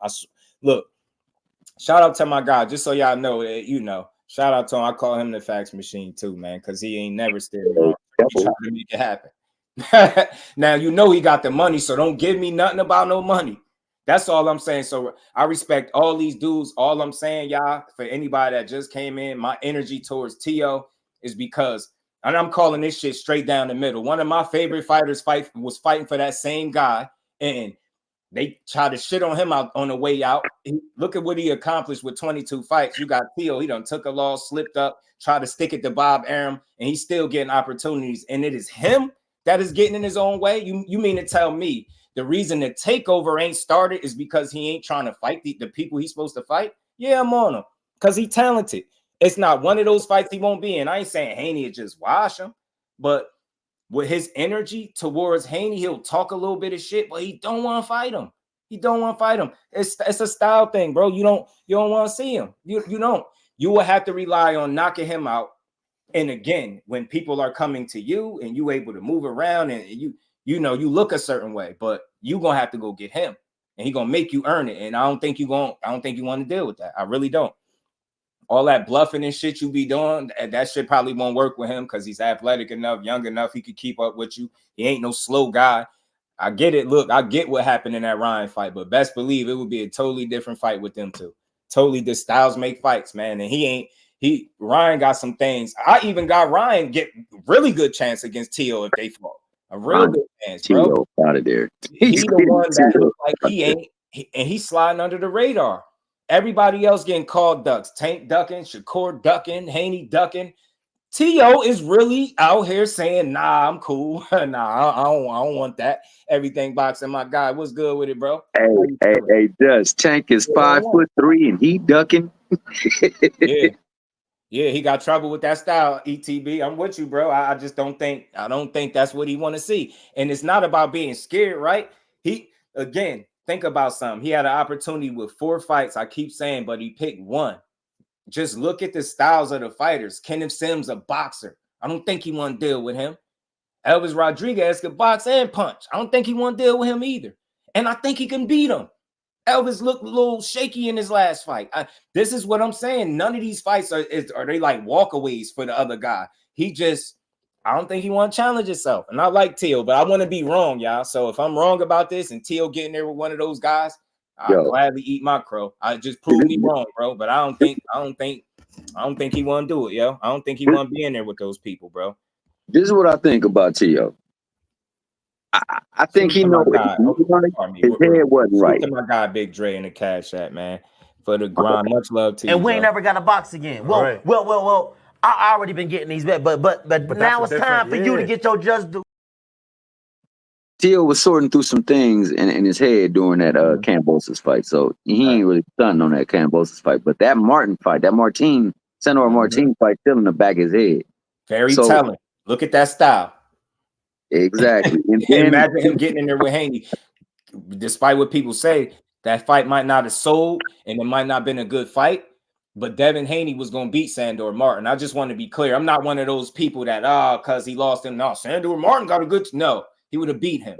Sandor Martin can't fuck with no Devin Haney. I ain't about to do that young man like that. He's still a top-level fighter. Styles make fights. Ryan was able to take advantage of some things. I don't think they had the best game plan going into the fight. It's a number of different things. But again, that would be a totally different fight with him and a guy like a Sandor Martin or Teo. I think he'd beat Sandor. I really do. I do. You know what I'm saying? Like we always say, the styles make fights. He got a style to get him through a fight like that with Sandor and not look out of place and not be questioning if he still got it after the fight. He's gonna be good and we're gonna know who won. You know what I'm saying? That's what I believe. I think he beats him. I think he beats Teo. You know what I'm saying? I do. I really do. I think they're tougher fights for him, but we'll see. We'll see what's going on with him coming back. I definitely think he beats Teo. I think Teo's quite aware of the problem that he'll present to him, especially with Devin being that much taller than him. Come on, shout out to my guy, man. See what I'm saying? And y'all just want y'all to know I ain't got nothing personal against Teo. I ain't mad at him. I ain't hating on him. It's none of that, bro. He bogus. I'm dead serious, y'all. Teo is bogus, bro. Like, come on, man. Turk really tried to make the fight pretty much a done deal. And they said, nah, we going another direction. But you'll get in these interviews and you'll say you'll fight these dudes. Night Rider, what's good, fam? Million fans, what's good, man? Shakur hands really hurt. He doesn't stand a chance with Tank now. Tank gonna walk through them little brittle hands like a parade. Oh, man. Look. Hey, Jeff, you know that, man. I know you got inside information. Was that a pre-existing injury already? And it just gave way? From what I understand, like it was a torn tendon on his knuckle and in his right hand, right? I know he had that. His hands was a little swollen after that Artem fight. Remember, he said something about hurting both his hands. They really was swollen. Anybody watched the Cigar Talk interview, you could see how he had his hands sitting, and you could see the swelling. You could see him. And that's why, Najee gave him a dap instead of shaking his hand. He said his shit was still sore. So I think it's a chance he really do. Brittle hands, I think people act like that's a death sentence. It's just everybody, think about what they do with their hands all day. I don't think people get it. And we ain't done yet cooking. I got a clip from Danny Garcia. And the reason I'm going to bring it up is because he highlighted some of the shit they go through in these fights. Like, we be sitting here calling dudes soft. And we can't do nothing close to what they do in the ring. So look, if he got brittle hands, he got brittle hands. Shit, Floyd had hand issues and a number of different fighters. I think Ward has some issues, some injuries as well. Guys get nicked up. It's part of the game, especially when you training for months on end. Like what part of how we don't understand that. So I see people like, is his hand really hurt? Bro, you think that man gonna fake a surgery? And like I said, it was rumored that he was going to make his highest payday, and it was reporting $5 million. Let's use logic. You make your money because you are a boxer. You about to make your biggest bag, and it's going to be a guy that everybody thinks you could beat. Even I know he thinks he can beat him, right? So you telling me the next logical move is, you know what? Let's get hurt in the gym. Let's record it. Let's act like I'm hurt. Let's go fake a surgery, and let's miss out on the biggest bag that I stood to make. because that makes sense. Yeah, I ain't got a daughter. I ain't got a fiance. I ain't got a family to feed. Nah, I ain't got it. I could just afford to sit on the sideline and just chill. People gotta make that shit make sense. So look, I know the fans are very, very confident in Tank. Shit, I'm confident in Tank when he fight, right? That fight is a toss-up for me any day of the week. You know what I mean? When I make my pick, it's gonna be when they actually had a fight. But if it was that easy, bro, I say this all the time, and somebody prove me wrong. If it was Shakur was that easy, they would have fought him already. I'm so pissed off that I cannot find a clip of the interview where Tank said I mess around and fight that dude last. People, that shit just goes over people's heads. So the guy that's not picking, it's telling you one of the guys that y'all think is gonna be so easy, you might fight him last. You don't say the easiest guys for last. You get them out the way first. you get them out the way first. So my thing is, if he was that easy, they'd have win him, they'd have beat his ass already. You know, they'd have tried to make a fight with him and beat his ass already. But I don't think it's gonna be. I don't think that's an easy fight for neither guy. I think what both of them do well is an immediate threat to the other guy. It's nobody that could bring that kind of pressure along with the boxing skill that Tank is going to bring with that one punch knockout power. Nobody at 35 has that but him. Is what it is. On the flip side, you got Shakur. I feel like people be making all this, debate about whose IQ is this. I feel like he, hands down, he got one of the highest IQs, not just 35 in boxing, period. That's just what I see. Like, there's no way you that consistent defensively without being smart. You could say scary. You don't like to get out. Say them narratives for somebody that's trying to hear him. That boy just nice. So he's the kind of guy that can make somebody that not in Tank has to rely on power. But again, when people are picking this fight, they just assume a knockout. And I'm not hearing enough people say what happens if that doesn't happen. What if he don't get hit with one of those shots? That's possible. Everybody thought Pitbull was a for sure knockout artist when they got scheduled to fight. Oh, he gonna knock him out. Then when it ain't happened, they had all types of different reasons for why it didn't happen. And all I'm saying is, for whatever reason, everybody doesn't get knocked out. And don't tell me that it's unrealistic for me to think that a guy that typically doesn't lose rounds versus a guy that gives up rounds don't have a good chance to not only make this fight very entertaining and competitive, but really be a threat to what that other guy does. If you being 100, Shakur Stevenson, and I'm just using logic, right? I ain't saying it can't happen. Tank is phenomenal at what he do, but if we just going off of what we typically see, he's not the kind of fighter you want to give 3 rounds to in a 12-round fight. You don't want to give him no 3-4 straight rounds. I don't give a damn who you are. And then you got to rely on catching him. That shot might not never come. And if it don't, then what? So again, people always say how well Tank could box. I know this. I give him credit for it. But when people are highlight just the knockout, and that's the only way they see the fight ending, and you telling me we still questioning what this guy's chin is in Shakur because you ain't seen him get cracked enough. You get what I'm saying? So don't tell me it's out the realm of possibility for him to stay clean in there and do what he typically do. Yeah, he gonna get hit, but it's not about just getting hit. It's what shots that you get hit with and how do you respond. It ain't just it ain't like everything Tank throwing is like some home run knockout shot. That's not how he fight. So again, it's a reason why that fight is gonna take his time, man. That's not gonna be no easy fight to win. I mean, look, he could prove me wrong and shit. It could end up like Crawford and Spence, and he could be Crawford, right? But you got to show me that shit. That dude got a very difficult style to deal with, and like I said, out of all the Tank sparring highlights, you know what I'm saying? People can say what they want. I know what I'm talking about. Out of all them highlights and beating up on them dudes, ain't none of them dudes made it to no damn near 20-minute round with Tank. And I ain't trying to hear all these little funny little fake sparring stories. You just don't, you can't last with a guy if you ain't good like that. You get what I'm saying? And I know that's sparring, but at the end of the day, man, it says a lot about the quality of that fighter. You not another highlight reel. Why he ain't just another highlight reel like the rest of these dudes? That shit is not easy. So all this, he just getting knocked out stuff. I think people are hoping and wishing that it go like that, but it's not for sure. You haven't seen it, so it's not out the realm of pop. But what you did see is you seen a couple of Tank fights, even though one was I think it was a 4-rounder, early as hell in his career, 4 or 6-rounder, one a 6-rounder, maybe something. It was very early. He made the distance, and you seen it with Pitbull. So all I'm saying, I love logic. You seen it, not you seen a couple guys make it the distance. You haven't seen Shakur be knocked out.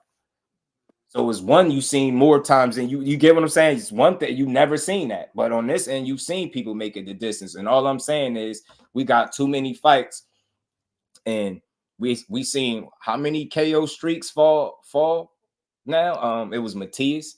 He had all knockouts and all his wins. You seen that go by the wayside. Seen Virgil Ortiz with 100% KO ratio getting there. All I'm saying is everybody's not coming to get knocked out. And what is your plan if you can't detonate that bomb on that guy? How do you beat him? Don't just tell me this shit is easy because you punch hard. See, that's that like that casual way of thinking, and people are hypnotized by a guy's punching power. But you have to land on a guy that don't usually let you hit him. It's gonna make it hard. That's all I'm saying. So I wouldn't be surprised however the fight turn out, right? Because I know what I'm looking at in both guys, but they are threats to each other. They are threats to each other. That'll be the best offense. And I think like an overall complete fighter that Shakur could be in front of. And I think Shakur would be the most accomplished and smartest fighter that Tank could be in front of, and just let it go from there. You know what I mean? When you like them both, it don't really matter who win like that. You still gonna support them the same. But I'll talk some shit. If y'all wrong, if I make a pick and I'm right, I'm gonna talk shit for at least a week straight. Mr. Pop your ish, baby boy. Pop your ish. Right. But in a good way, though. In a good way. Just for all the slander. Because I see a lot. I don't type as much. I be seeing like different chats, different people talking about Shakur. People be going in the comments. I be seeing it all the time. I be like, damn, they don't say that when they over here on my show.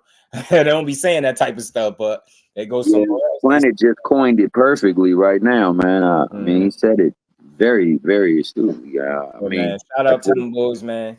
I think they're gonna make the fight when it's time. I never seen that coming to fruition right now, but avoiding Tank for 12 rounds is not easy. That's probably gonna be one of the more difficult things that he's ever had to do in his career. Always be a chess match for sure, man. You got two high IQs in that ring. Yeah, his offense needs to be elite that night as well, because you gotta keep a damn little bear up off you. You get what I'm saying? Damn bear up off you, because Tank a damn coming like Chucky. But again, I'm just not awarding nobody the win like that. Like I've seen them dudes really can fight. You know what I'm saying? Them dudes really can fight. Timing beat speed every time, for sure. But not everybody, but people say Tank faster. They like Tank got faster hands, he got faster feet, he's got higher IQ. I mean, Shakur defense a little bit better, but that's about it. I'd be like, damn, I think y'all missing it. Y'all selling Buddy short, man. Shakur does get hit on the early rounds while he is getting his distance together. Yeah, for sure. But I don't think he loses them. Like getting hit and losing the rounds is one thing. Like everybody gets hit, like it's boxing, right? You got to get hit. As good as he is defensively, he's gonna get hit, and Tank is gonna be able to hit you.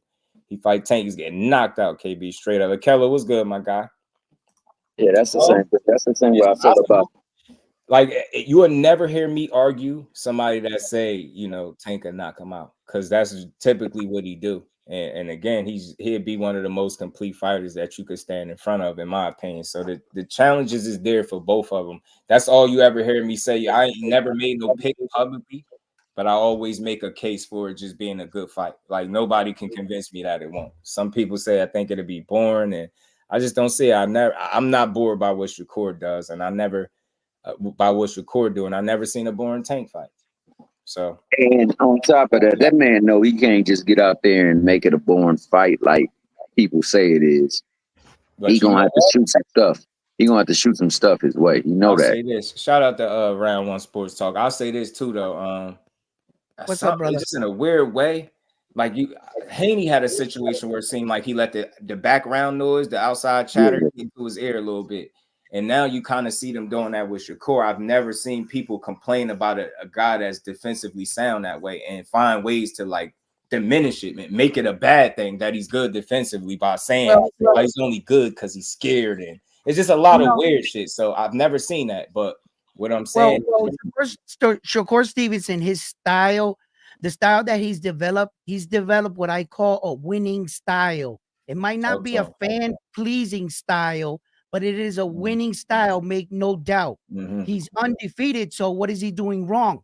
The problem is with Shakur is his criticism comes from not taking a lot of boxing chances where that you're going in to finish your guy off. Now, you know, another big question is coming into mind where that we're starting to see it. Does Shakur Stevenson have a problem with his hands? Is this becoming an issue now? I'm a little concerned. He had surgery on the left, now on the right. You know, I'm a fighter as well, so I could tell when you throw a punch wrong, you can tweak your hand anyway. So you know, and as a fighter, I understand in gyms, we're around a bunch of tough guys in a sport that we're like, don't be a girl, and we're always masking injuries. And a lot of these injuries accumulate over time and then crack, your hand finally gives out. You know, because a lot of these guys were in the beginning of their career, they didn't have the ability to heal themselves. Man, I've never met anyone that's ever gone into a fight 100%. Never in all my boxing. And we all got something tweaked, whether it's a finger, we're nursing a black eye, you know, a busted nose, we're all, or some rib injuries. We're always nursing something, you know, but we're always daring to be great. You know, and as far as the fight coming up tonight, I just wanted to touch on that. You know, Saul Canelo Alvarez, Edgar Berlanga. You know, give me 2 seconds. Planet 619. Shout out to you, bro. Appreciate the love and the super. And we ain't never got a box again. Well, Right. well. I already been getting these bet, but now it's time for you to get your just do. So like Cook, bro. Edgar Berlanga, you know, what can I say? He went all over social media yelling for this fight, asking for the fight. He finally got the fight. Now the night is yours. The stage is set. Let's see what you do, son. I understand that I'm asking a lot out of Edgar Berlanga when it comes to, you know, world-class competition. I mean, the scale on the other side, he's just so even, not, you know, evenly matched.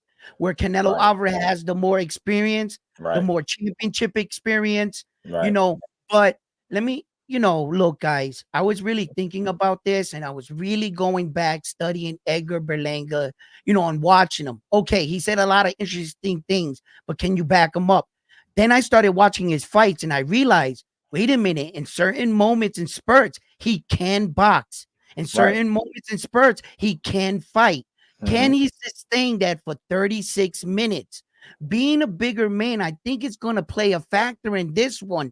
As you can see with the Demetrius Bivol, you know, the one thing about Demetrius Bivol fight, he understood distance. He kept that proper distance where he didn't let Canelo smother him to get those body shots and then inside uppercuts. You see, that distance was perfect. But I'm not sure you know, Edgar's not Demetrius, so let's see what the kid got. Now, look, I have witnessed fights throughout the course of history where that there were men that were not supposed to be in the ring with that guy on that night. Buster Douglas should have never been in that ring with Mike Tyson on that night in Tokyo. That was a cherry pick gone wrong. But what did Buster Douglas do? He capitalized on the moment and the opportunity. And with only one fight, he legitimately stamped his name into the Hall of Fame. Didn't even win a fight after that, right? So the stage is set. Listen, my point is that sometimes we question the fighter that's in front of you. And all they've been wanting this entire time is to be given the opportunity to show you I'm not bullshitting. All right? Maybe he never got these big fights. Berlanga, maybe he never got these big fights. Maybe he never had that opportunity. Maybe the money, the fame, like it happens to most of us, was affecting him in a certain point of his career. Now that the name came across the table, I believe it would raise his stock as a dancing opponent. And I think Edgar's going to give his best. Whether it would be enough, you know, tonight we'll see. But, you know, I think the kid got a punching chance. I'm going to give him that much. You know, he's highly outmatched. We're asking a lot from him. But, you know, I'm going to bat for it because when it goes down as Puerto Rico versus Mexico rivalry, are they going to try to count it? Yes or no? All right, then. So I got to get back behind my man, you know, Berlanga. You know, this right here, everybody else step out of the way. This is Latin on Latin crime. Let us handle this. All right, let us handle this. We're going to solve this one. All right? How cool it is, my guy, for sure. I'm with you. I like that energy. Look, me personally, I feel like it's an uphill battle for him. It's a tough fight. Yeah. But I am rooting for him because I feel like Canelo handpicked him, aka cherry pick. And from now on, my mentality is anybody that's an underdog and you've been cherry picked, essentially, I'm rooting for you, whether you win or not. So I know it's a tough fight for him, but he got 36 minutes. He ain't gonna knock him out, but if he could stay consistent and come up with a game plan where Canelo don't just, use his experience to, That thing you man, said wear about him cherry down. picking, the thing you said about cherry picking, I understand that. For 30 seconds, give me a brief moment. Talk to me. The weird thing about boxing is that every fighter is not in the same place in their career. At what point in their career do they get to establish that they can pick out cherry picks and write out the end of the career? How much blood do they have to bring to the table? 30 fights? How about 40? How about 50 fights? Well, Canelo's got 60 plus. At what point is this faith delusion in boxing where that a fighter's going to do enough in his career where that he's able to get the support of the fans and ride out into the sunset?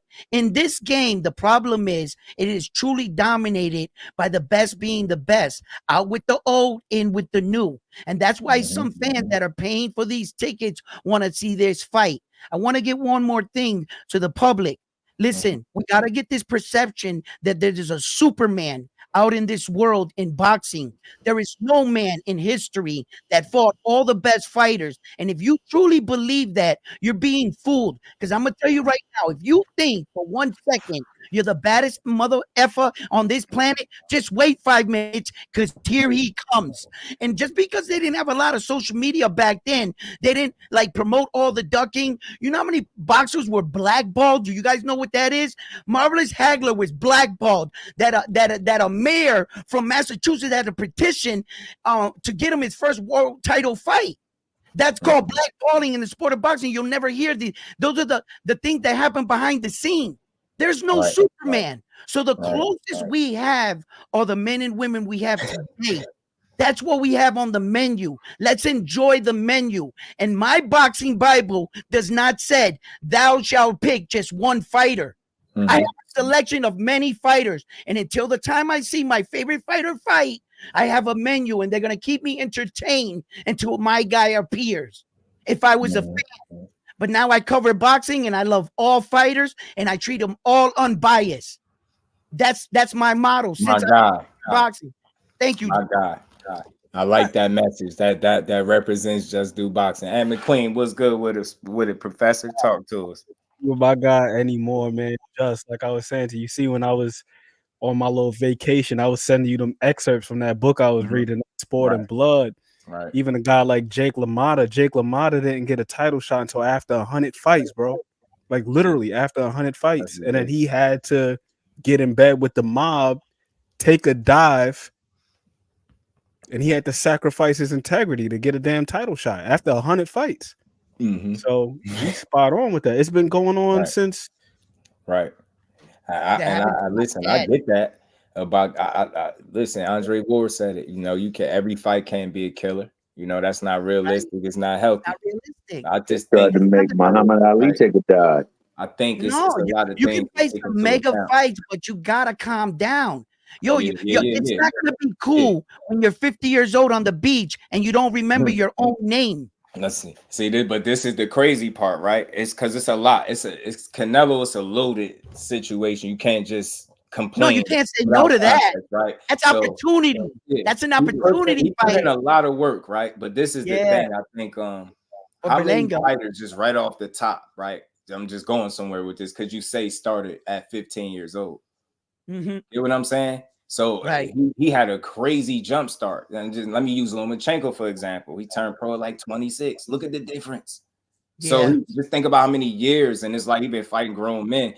I respect the grind, but I think at that same token, he's put in so much work, so many fights, and he's still at an age where people see him as none of these fights we're asking for are like unreasonable as fight fans. Like you ain't got to fight them all back to back, but at some point, and you got a guy that's worked his way in position to fight you, and you don't give him an opportunity, and you keep going to other places. It's like It's one thing if you let the belts go and you allow other people that, you know, you don't want to fight Benavidez, he should be allowed to chase them belts, but you're holding them all. So it's like you're going to gatekeep the belts and you're going to pick who you want to fight. The fans are going to have a tough time processing that. Like, you never get to a point in your career where you're going to get to stop proving it, right? And I think that's just where we at. Canelo ain't. And that's misleading. That's misleading for the fighter.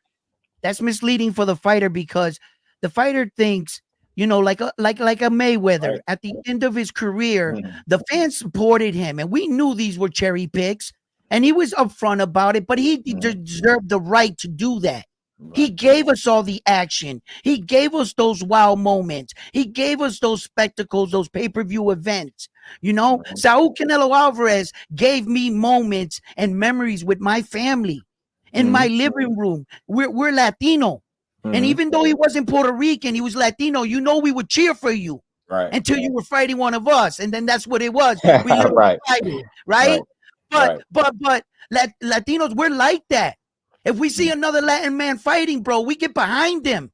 Tell me if you don't see a Latin man outnumbered in the street, you ain't gonna do, you know what I mean?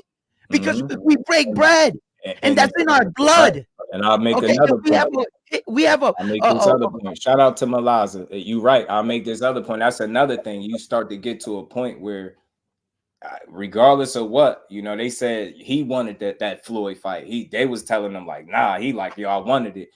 Him being willing to give you an opportunity is that's the opportunity. That's the passing of the court kind of opportunity, right? Always saying, and how bro mentioned, Cotto fought you. You got an opportunity to put some quality guys on your resume. And all I'm saying is it's not a right or wrong thing, but the way he's moving doesn't give those up and coming fighters an opportunity to fight a great Canelo Alvarez, the ones that are deserving. And when we got to watch you fight guys that we feel like really ain't got the best chance at beating you, and then it's $90, that's $100 tonight to watch this guy. Yeah, I know, right? But people, when you are a pay-per-view star, you getting 30. It's a very loaded conversation. You getting 30 million a fight or more. People ain't trying to watch you fight guys that you know you're gonna beat. It's like, all right, Canelo, and I know he's great. That's why I hold him to the standard, because I know in none of these fights we asking him to fight. This dude, he got a chance in all of these fights. You name him, he got a chance. And that's why in this fight right here, they're really using the Puerto Rican-Mexico rivalry to sell the fight. And as in that, and we've known throughout the course of history, that if you watch boxing for, you know, a particular amount of time, you would have seen these legendary fights go down. And even when they had Mexican on Mexican and they were passing the torch, for instance, Oscar De La Hoya fought Julio Cesar Chavez and he beat him. And it was like a passing of the torch type thing. And look at the class act that was Mayweather, right? That a lot of people, I understand, they're turned off by him, but you got to see the subtleties and the things he does. Right. He beat Saul Canelo Alvarez and handed them the torch. Right. Did he not? Did he not give him all the credit and say he's the next one? Gave him the nod even after because I know he kicks himself in the ass now about that, but you know that when you would watch Mayweather, right, in his glory, right, I didn't understand it. I was young. I was like, man, this dude's always flamboyant. They're gonna kick his ass. I didn't understand that was a persona. I didn't know it was a hoax. I didn't understand that he was one of the most dedicated fighters in like history. I didn't know that. I didn't know that he would go in the club, TMZ would snap photos, he would run out the back and start jogging, making his opponent think that he was doing all this crazy stuff. I didn't understand that, right? Until I got older. Then I really appreciate what the man did. And then it made me view him in a different, you know, kind of thing. But that's the class act that he is. And if you haven't noticed, he'll talk shit, but he'll always give his opponent credit. Why? Because if I say he's a tomato can, or if I say he's a bum and I knock him out, they're going to say, Floyd, you even said he was a bum. But if I give him credit and I give him praises and I boost up my competition, at least give me some form of credit for beating this guy. That's why we need to learn how to boost up and show both sides of the fighter, so that when you beat the guy, we're giving them their proper respect and credit for the win. Not Yes, calling sir. the guy a tomato can. Listen, these are professional athletes. They put their life on the line. They're in there fighting. If they have the word professional, then they're worthy of the challenge. Right. Whether or not they're skilled or not, or outskilled, that's not my problem. That's up to you as the fighter. You need to hold yourself at a higher standard and perform.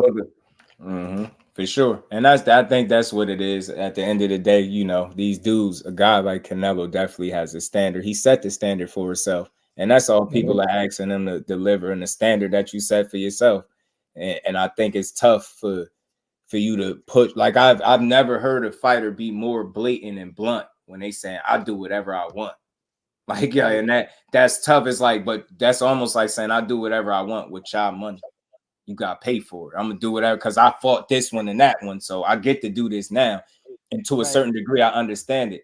Take your lighter touch where you need to help preserve your career. Like I said, it's not realistic. Killer. And the guy that's in the comment, breathing down your neck, and you ain't willing to give him a chance, and you gatekeeping the belts.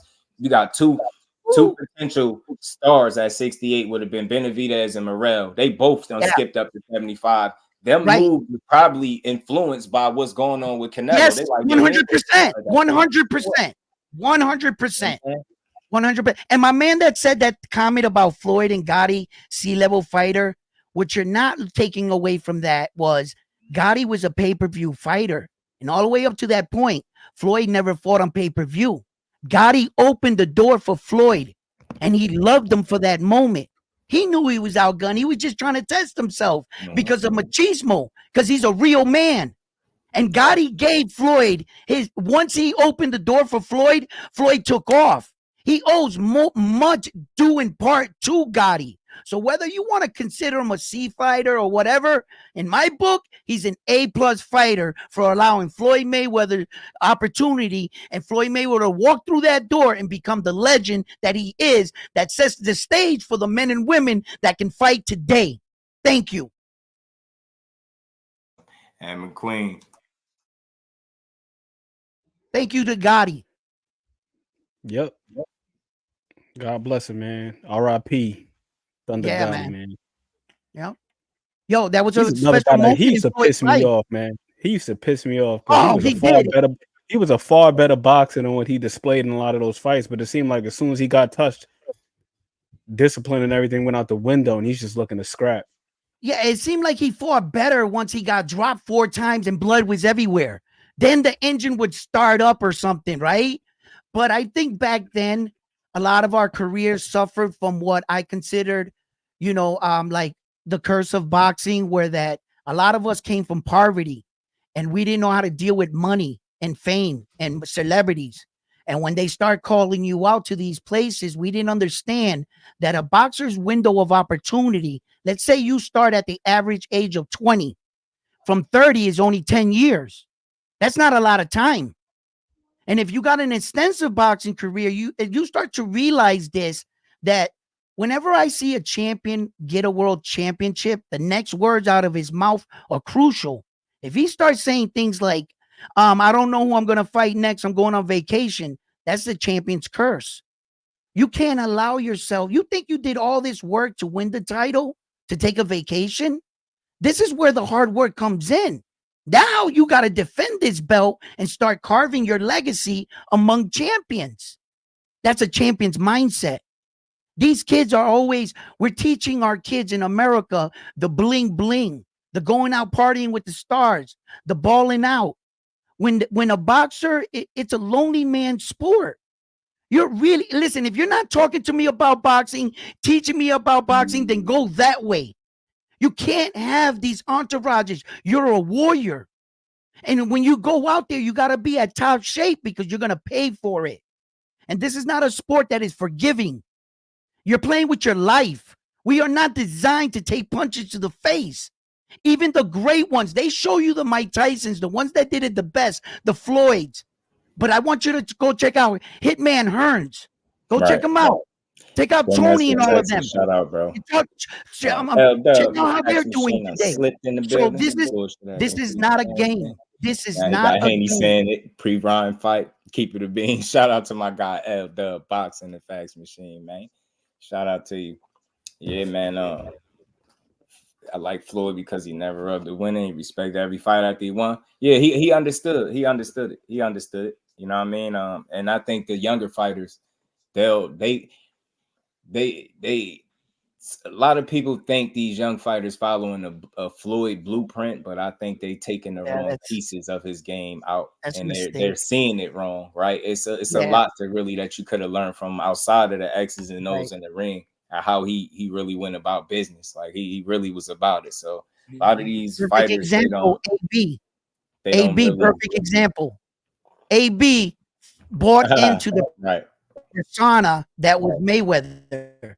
You know what I mean? And Mayweather didn't have time to turn around and tell him, yo, this is just a gimmick. And AB wanted to live the life. He had all the potential, all the skills. He was the next Mayweather, but he bought too much into the lifestyle. And he didn't do it quite like Mayweather when Mayweather understood that. You know what? There's a difference. I think when it came to Floyd too, I always say that monster that people talk. I think they created that monster. If you ever watched the interviews, especially early, see how humble he was.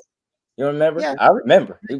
Super humble, humble, soft spoken, always very confident. But being humble didn't pay the bills. I think it got to a point, America. Floyd said it best.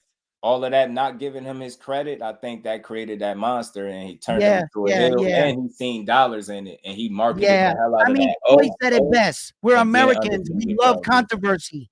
Right. Floyd, I thought he said it the best when he said that. He said, we're American. We love controversy. Yeah, and Oscar De La Hoya was showing him their chickens. And he said, who wants to see a chicken? Right. Who the hell wants to see a chicken? This is a fight. Who is this? Shout out to my guy. He's Lonnie Lee in the Cash App. He said, I'm betting on Edgar. Talk to him, Lonnie. That's why I like, man. That's why I like. Put that Edgar Berlanga energy in the air. We got to root for the young lion, man. He got to listen. I'm already on record for saying even if he loses, if he goes out there with that energy that he's been showing me all the way up until now, like it's pretty consistent. I know he probably had a moment or two with people question, but overall, I think he handled the moment pretty well. If he could get in the ring and perform that way, like he trying to win. If you lose to Canelo Alvarez, ain't no shame in that, but it's some shame in not going out there trying to give yourself the best chance. And we ain't never got to box again. Well. I already been getting these bets, but now it's time for you to get your just due. Shout out to my guy Lonnie Lee, man. Yeah, man. I said the same thing. I said that Edgar Berlanga's stock can go up even in a loss. Big dog, as long as he gives a good account of himself. That's what's he up. gives a good account of himself, man. Bam. Enjoy it, bro. Enjoy it. He said AB was a different monster. He was in them streets. Yeah, AB, he had 1 foot in, 1 foot out. Wild boy.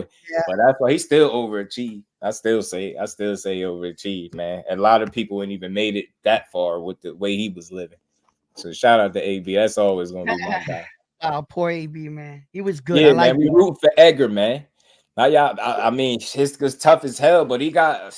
Man, I want to see how he's gonna approach this fight. I'm very interested in this now because me too, Joe. Playing with house money, he ain't expected to win. So if he come out there and win rounds or make Canelo look vulnerable in any way, shape, or form, it's a win for him. It's a win. So you got to test the old vet, man, the old young vet. Canelo, what, 33, 34? Yeah, it's amazing, right? To have 60-something fights at 33 years old. 62. It seems like a rarity in this day and age, man. It's like that's why I like to a degree. I understand I'm picking now. I get it, but you have to just level with the fans to some degree. That's all. Every now and then, every couple fights, get them something that they really want to see because you're still very capable. That's all I'm saying. It's a young man's sport, and if you feel like you don't have to perform anymore, that's tough because you are a pay-per-view star. That's what comes with being that. You got to fight those people. You remember what they say, heavy is the head to wear the crown. You wear the crown. I'm with that, Just, but I'm also on the flip side of that too. I'm on the other side of that coin too, where I'd like to see more of these guys fight one another. Like I want to see David Benavidez and David Morrell mix it up. I don't want to just see guys sitting around waiting to get the damn golden ticket and cash in like the Canelo sweepstakes. I want to see some of these other guys fight each other too. To be honest with you, I'm not even crazy about the David Benavidez Canelo matchup. I want to see. I remember the way David Benavidez was talking about Bivol how he was handling him. I want to see what he looked like with Yeah. him. Yeah. The winner of Bivol and Turviev. I want to see something like that, man. Right. But that's just me. I'm with you because I make peace with it. Like, all right, Canelo made it clear that he ain't fighting him because he feel like he ain't got to. Cool, all right. I like the fact that they finally said, you know what, we going up. But I like it even more that David Morrell and company say we going up too. That fight has to happen, and I think as long as they're in the same division, people gonna talk about it. I was just saying somebody having a conversation about it earlier, the David versus David. Get that to me any day of the week. I think Anthony Yard and Benavidez is an interesting fight for some reason at 75. It's a lot of matchups. Him and Jesse Hart would be a cool scrap just to see how he look again at 75. So Jesse Hart can fight, man. I like him too. Big dog, what's good, family? What's cracking, man? Yeah, I'm down here right now. In Vegas. Yeah, man. There is Brown City down here. Mexican and Puerto Ricans all over the place. It is. It's lovely though. It's lovely though. Enjoy it, bro. Enjoy it. Yeah, man. I seen Bill Haney down here. No, I think He was capping. He was capping. No, it was just Bill Haney. He had his own stage. He was just capping away. Man, you could have told him you was the biggest fan. Right. No, Look at it this way, bro. Check it out. Look at it this way. The reason why you find yourself not being crazy, or I could say I find myself not being crazy about it. I agree with Ant because it's just something that seemed like it's not gonna come to fruition. And like, why even stress over it? Like, he's very consistent about that fight, but he keeps saying little stuff like, "What if the money is right?" I'm like, man, I don't want to hear that. Nah, he's not fighting because that money can never be right enough for him to fight. I think, who you talking about? I think Benavidez reminds him too much of Dimitri Bivol, even though he put it out there, a statement that if Bivol beats Beterbiev, he want to go up there and challenge him for undisputed. But it's funny how you didn't say if Beterbiev wins, you'll go up there and challenge him. So I already don't respect it. And that's the kind of the selective thinking that got people looking at you like, come on, bro, stop doing this. But I don't think in no scenario he beat Bivol. I think it's a style thing. I think Bivol just too smart, a rhythm fighter. He got enough size. I don't think Canelo's power affects him enough. I don't think he could change the outcome of that fight. Bruce Gas, peace to the OG. I don't know. I'm not sure about that, Kello. I'll check, but Yard there's some good fights. He gave Beterbiev a good scrap. He gave Kovalev a good scrap. It just be his gas tank be failing him, bro. With Beterbiev, you know, he was beating the braids out. He beat a couple of Yard braids loose, I think. Beterbiev was on his ass, but I like Anthony Yard. I think he a little underrated, slept on because of the losses. He took some cold losses though. Still has some crusher left, and Beterbiev is still a damn dare until I see otherwise. So let's see. I want to see what Bivol do against him. Damn, that's gonna be crazy if he knocked my guy Bivol out. Oh man, that's the only way he winning. He only wins by knockout. That if that fight go to distance, I definitely could give Bivol a very good shot at pulling it off. But I just don't see too many cases where it be a decision win because that dude, his punching power is like. Yeah, Beterbiev is like he's like a Terminator, man. Right? You see how dudes be he's like a Terminator. I'll never forget how Joe Smith looked when he clipped him. I was like, wow. Like he looked like he ain't never felt nothing like that before. I'm like, yo. I saw Benavidez perform well against Saul, but I always was quickly reminded that Saul came up was the smaller guy, and that he did understand this and he performed well. Now Arthur having 100% knockout ratio, you know, the power is definitely on his side. My concern comes in from the knee surgery, coming in right from that injury. Coming out, how does he respond? All of us, we don't respond the same way. You know, the doctor might say 2 months or a month or whatever from this kind of injury, but we all typically, you know, heal different. So that's interesting whether he's going to have that burst off that knee and he's going to be able to land that power, because if you take away that burst and that power, Bivol's a good enough boxer to outbox you for 12 rounds. Right. He'll walk away with those belts because Arthur is not your most technical boxer, but he's what you call a crafty boxer. He waits for his moment. He sets up his shots. He doesn't necessarily always work off the jab, depending how the fight's going. But like when he caught Yard, he caught him evading. You see? So like you can see that the power's there, and yeah, I'm in agreement with that. But I'm starting to really acknowledge Bivol for the boxer that he is. He typically was a rarely unknown until he beat Saul. And then he kind of like blew up. But and then the way he punked Saul kind of like raised the stock, because he went and said, Saul said there was a rematch clause. He didn't sign it at 175. Saul went back down to 168. And then here comes Bivol announcing, I'll move down to 168 to fight you in your weight division. Yeah. And he still denied the fight. Yeah, That's enough. Yeah, he don't. I just think that fight, he knows.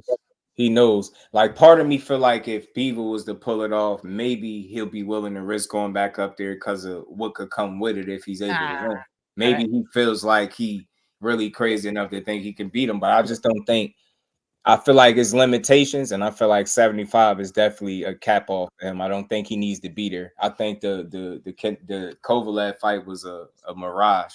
Right. And I also think that Saul Canelo Alvarez never rematches anybody he loses to. Hell no. He's definitely not doing that. I don't think he's gonna go and rematch him. I don't see it. Now, the fight with David the Monster Benavidez, I viewed it many different ways. I was pissed one way. I viewed it as a business ploy. Saul trying to raise the fight to the most biggest paid fight to finally beat Floyd Mayweather's gate, type thing. And I thought it was becoming a pissing contest, so to speak, because he saw they offered him so much money here for it. He says, if I turn it down a little bit longer, maybe I can get a little bit more out of it, because he's up there in the ballpark with messing with Floyd. But I think that this is going to turn around and bite him. I think it's going to bite him. And I think he's messing up. And I think David the Monster Benavidez, if he messes up and allows him to secure those belts, if he can, because let me tell you, David didn't look that good at 175 in his debut. He needs a little bit of acclimating to the division. I agree with the acclimation part, but I looked at that fight over again, and I was watching it, and I think we used to a certain type of performance from him. I don't think people felt like they seen that up there, but new weight class, you got to think, and injuries. I heard people saying his power didn't translate. I didn't see that being an issue. No, his gas tank. He was clipping Vostok. That was the best shape I've ever seen that old head be in. What we got to see there was a glimpse of him in the first 4 rounds. In the first 4 rounds, that was David the Monster Benavidez. And that, if he gets acclimated to the division, that's what he could look like. That's what I mean by that. We saw a small glimpse in a window of what he would look like there performing at the highest level for him. But his technique started to go down because he's not used to fighting in that weight. Maybe a couple more fights, I thought. But now, he should be training now, because he know he's on deck, like in a batter circle, for the winner out of this fight. And look at Canelo trying to snake him out of the fight, announcing that he'll fight the winner. He's always trying to snake David, bro. Like, what the hell did he do to Canelo? That's why it'd be weak, because if you're in that position to fight Canelo, you take the fight because of the money that come with it. Especially if you beat him, you beat him once, you could beat him again.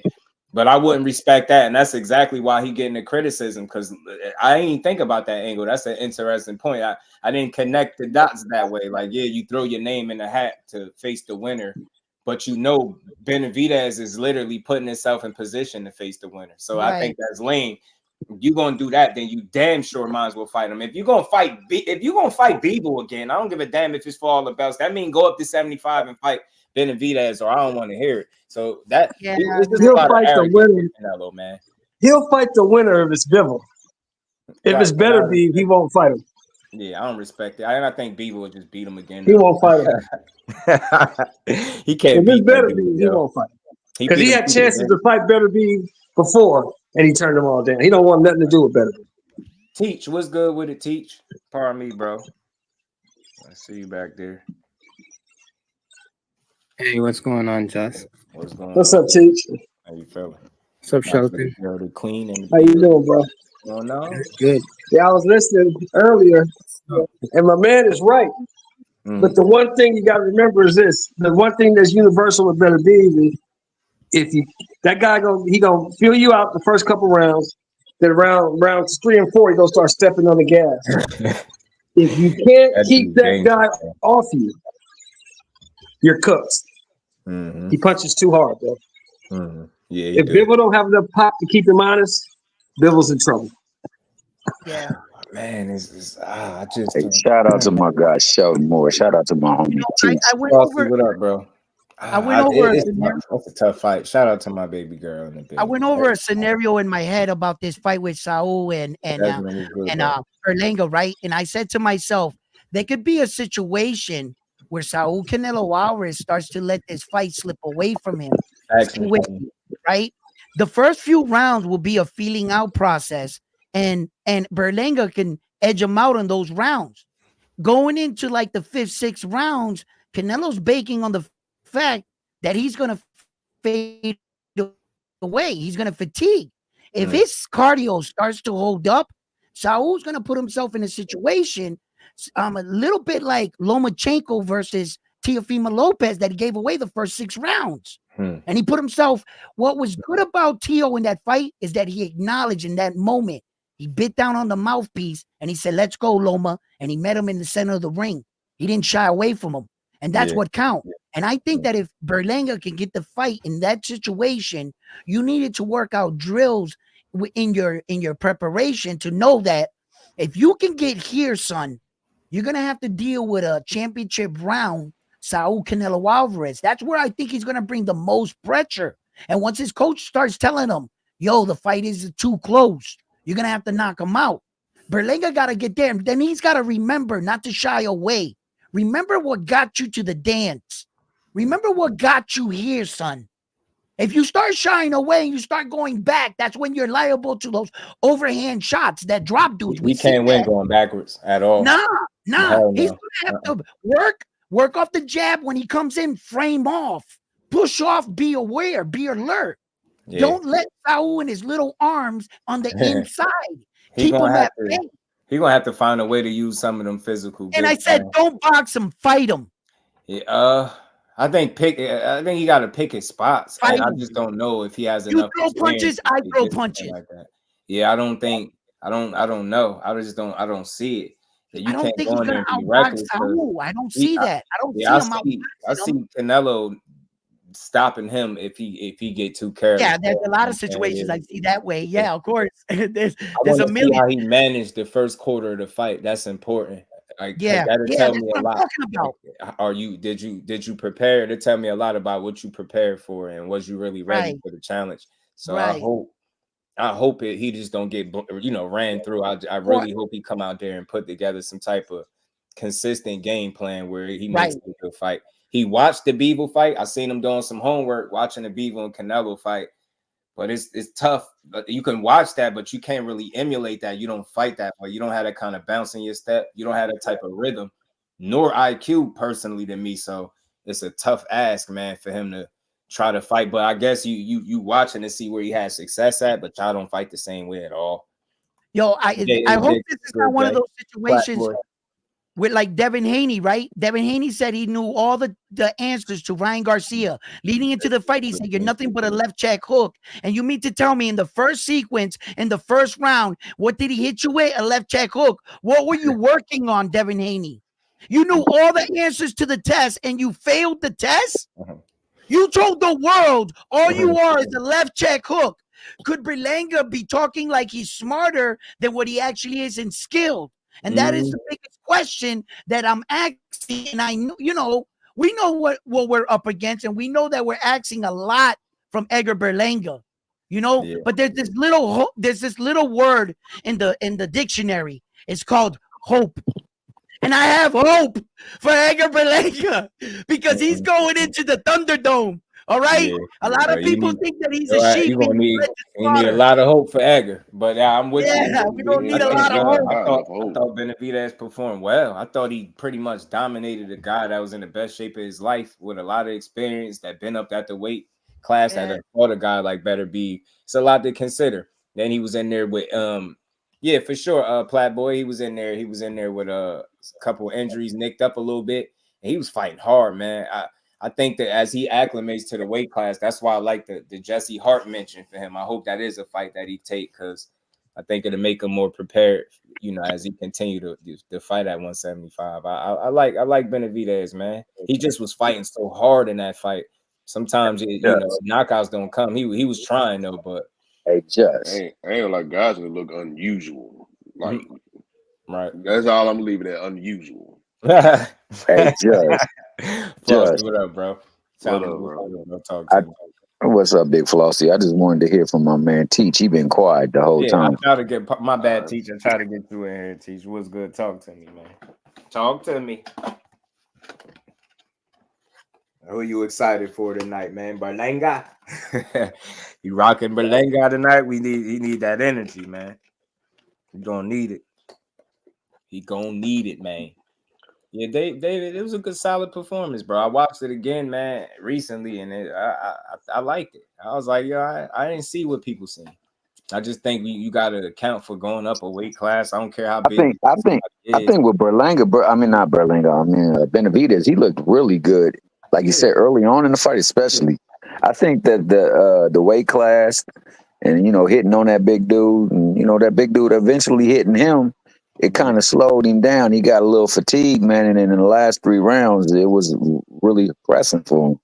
I think he fights so intense, man. Like that's why I could understand him, his gas tank taking a hit, but he's still in good condition. You just know he give it everything in there, man. That's why I like his chances against just about anybody for that reason. He fight hard. Whatever you think you're missing in skill, he make up for it in grit and determination. That dude is a determined fighter. And he want to win. And the more I think about it, we'd never see him fight Canelo, but you'll see Canelo talking about fighting a guy that he could potentially be fighting. I don't like that. I really don't. That would have been a video crazy, man. I don't understand why he was punching so hard with the injuries he had. You get him, you get me. You know what I mean? They talking about the punching power. This, I'm like, bro, is compromised and still in there going crazy in there. I was like, bro, and I was watching I watched some other clips with like just where you could just hear the sounds and the punches.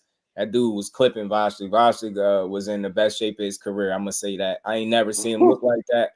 And being in shape help you take those punches because he weathered some storms in there. He was feeling some of that pressure in there for sure. The power of that weight there, though, man. You look back early in Benavidez's career. He got some knockouts at 75 before he ultimately went back down to 68. He got it. Now, for the Berlanga shit go, tell me if I'm tripping. I feel like I don't know. He might need to fight Canelo the way that Yard fought Benavidez, before Yard ran out of gas. Like fight with him in spots, box here and there. But like you can't really do this. You can't really do that going on the back foot too much. You got to stand your ground, but be smart when you pick your shots. Right. I don't know, man. I don't know. I just don't never believe in picking a fighter that got to be too perfect to win the fight. Right, Kyle Cooley. He was Kyle Cooley. Kyle Cooley, my guy. He had me up here dying. Man, yo, I was trying so hard not to. I was like, I gotta stop reading. I had to go on mute. Kyle Cooley had me up here rolling. Yeah, I know. I love the build, man. I get everybody they just do. Let them come up here and spill, but he gave some good, good talking points. I just be feel like some people be extra excited, be animated. I'll be trying to let them make it. But nah, we gonna keep building though, y'all. Y'all crazy, man. We got a couple more things we gonna talk about.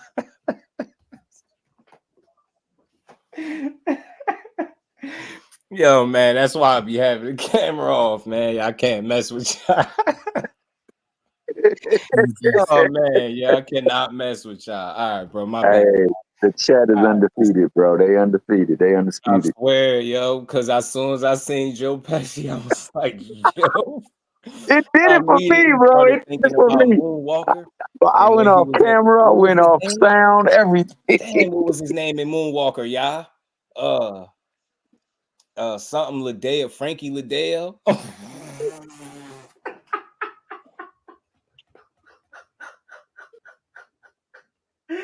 Yo, see, I'm done with y'all, yo. I'm not reading the chat no more, yo.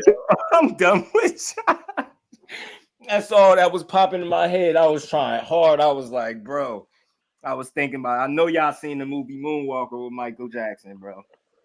I know y'all seen that. That was Pesci in that, wasn't it? Frankie Liddell, wasn't that his name? Man, the Oh chat man, undefeated, bro. Drugs They and Bugs. I undefeated. know y'all remember that classic, Drugs and Bugs. Oh, my eyes burning. My bad, y'all. Hold on. So who all on the prelims? Huh? I said Hey, who all on the Roman prelims Villa. tonight? Roman Villa versus what's her name is on the prelims. I'm done with y'all. And then Scooter on the prelims. Cool. He said my cousin Vinny. Yeah, they was cutting up in the chat, bro, man. I gotta chill. Y'all gotta chill because I ain't gonna stop. Yo, I gotta chill. Y'all crazy, man. I'm thinking about all types breezy. of stuff right now. Y'all crazy. Oh man. All right, man. Nah, shout out to bro though, man. Shout out to bro. I will say this. One little pet peeve though. I'm if the link is there and you trying to build, definitely click it. But say what's up first. Say what's up first. All right, Breezy, what it do, my guy? How you feeling? But let's get back to it. Y'all silly, man. Let's get back to it. Something else I was gonna bring up to y'all. We was talking about Haney and Paro fighting, right? Or if that fight was gonna happen. Remember, it was being reported that he might be fighting December 7th or something like that. You know, and we respect it. It's a good opponent to come back. You had a tough fight in your last fight. It's crazy to see somebody fighting for a O twice, if that makes sense. You get what I'm saying? It's like you lost it, they gave it back, you essentially fighting for it again. If you would jump back in there with somebody like Paro, I respect it. And shout out to my guy Tay Jones, man, Pac-Man ATL Tay. He laced me with some information, and Turkey pretty much had that Teo and Haney lined up and ready to go. Teo told them he going in another direction. So I don't understand his moves at 140. I know his confidence seems like it's a little shaky right now. Something he talks a certain way, but then when you see the guys that he's able to select from and pick, he picks the path of the least resistance, and that tells me that your confidence ain't where it need to be. Because if so, you would be taking these fights. Why wouldn't you want to fight Devin Haney? You get what I'm saying? I'm not understanding this. Why wouldn't you want to challenge yourself at 147 against Brian Norman, who's the champion? Like, why not do that? You get what I'm saying? It makes sense. So I really don't know what Teo was up to. There's about already. He with the Juice Squad now. You know what I'm saying? Haney fight would have been crazy, but I'm gonna play this clip from Eddie Hearn, bro. He was saying some stuff. I want to know what y'all take from this too, because I hear some different stuff. But to me, when you hear it, it don't sound like that fight coming no more. It don't sound like he the one that's gonna get the fight. I'm gonna play it. Let me run the clip, y'all. I spoke to and he said he's open to a Liam Paro fight in Australia if the numbers make sense. That was about a week ago. Have things changed at all? Not really, then? no. I mean, ultimately, when Devin says if the numbers make sense, that basically means the fight's not going to happen, because in Devin's mind, Devin's in a really interesting spot. Like, without Riyadh season, I don't know. Like, if I'm Devin Haney, I have to come back in almost like a bit of a confidence building fight. He might not like that term, but that if I was representing him and guiding his career, that's what I'd be doing. And the money for a confidence building fight probably don't really get him out of bed. And I think with Devin, sometimes you've got to strip it back a little bit and just work on, go back to basics and say, I need to kind of rebuild a little bit now. The biggest, or one of the biggest fights in boxing is Devin Haney against Ryan Garcia, rematch. He cannot go into that fight without having a confidence booster, in my opinion. But it's very difficult to get a confidence booster and get 4 million in having it. Do you know what I mean? So he almost needs to sit back and take $1 million. Isn't it still under warranty? You heard it? You hear? You That hear was what a 2-year warranty, wasn't it? Say that again. Oh, my bad. Oh, you gonna talk about? So you telling me? So I don't know if y'all heard that how I heard it, but it's giving me mixed vibes. Like he said if Haney said if the numbers is right, he basically make it sound like by saying that he almost ain't gonna take the fight, and he's saying something about 4 million. I'm assuming that's around the amount of money he'd be looking to get, but he's saying he almost should just sit back, take $1 million, take a confidence builder fight. I just don't know. Nothing with Eddie Hearn seem like it works when it's American fighters. I'm sorry. I try to be optimistic as I could, bro. I can't do it no more. And nothing. It's not his fault. It's not. Cause I think it's just difficult. Boxing is difficult. I think the business is difficult. But it's also going to be more difficult when you're not willing to do anything different than the guys before you. What are you going? You get what I'm saying? How are you going to stand out? How are you going to be able to position these fighters differently than the guy before you? Like I don't understand. And like Tax was saying, just get Brian Norman what he wants. Hey, look, I don't know what their budget is. I ain't saying he should and shouldn't, but the way everything looked and unfolded, bro, maybe you should have got him the money. Maybe you should have got Brian. Maybe you should have got Brian Norman the money. You got Boots about to go to damn Germany, and he a champion, bro. To fight somebody in Germany, bro, nah, that's wild as hell. That's wild. That is wild. So he win. He bring out a damn near a sellout crowd in Philly, Wells Fargo Arena, and you compliment that by sending his man to Germany to fight a guy he beat up already, to defend his title over there, where they could try to burn him on the cards. I don't know, Eddie. And then you, in this situation, you talking about you think this man should sit back, take $1 million. I understand with the confidence builder fight, but I just don't understand it, bro. I don't understand. Man, I don't understand it, man. It just seemed like that fight ain't happening either, though. I don't know. Burns Bridges now ain't gonna have to get paid what he's worth. That was interesting, bro. You know how I go with Eddie, though, man. If it ain't co-promoted, it probably ain't gonna happen. Eddie Hearn is so overrated. What's that? What you saying, Dub, Boots and Bam? I like what Bam doing. Bam is a real one, man. He a throwback fighter. If he's even fair to say that dude will fight, he'll fight him. That dude be wanting to get in there, bro. That dude, my bad, man. I ain't. Sometimes I don't be hearing the joint pop up, but hope I have you back there. But shout out to Round One Sports, man. He came up here to build, give his takes. I called him Joe Pesci. He gotta get welcome to the Just Do family, bro. But yeah, I don't know. It's just every situation as of recently with Eddie just seemed like money is the problem. So I don't want to blame him because I don't think that's fair to do, right? But it's just tough. Every fight, it just seemed like it's something with money.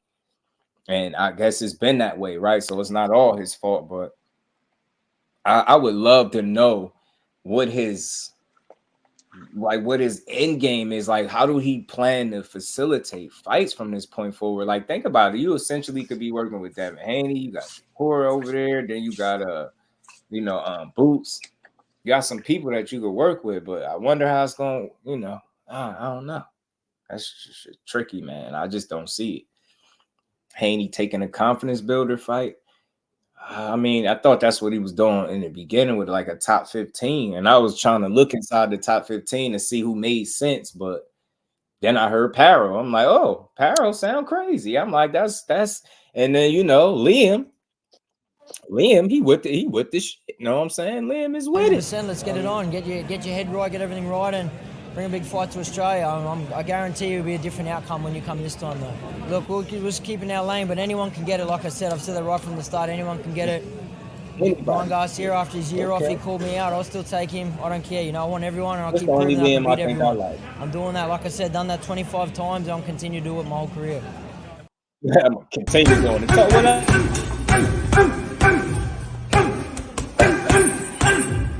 the real king of 140. Where's all the other so-called big names? The other belt holders here. You're gone quiet.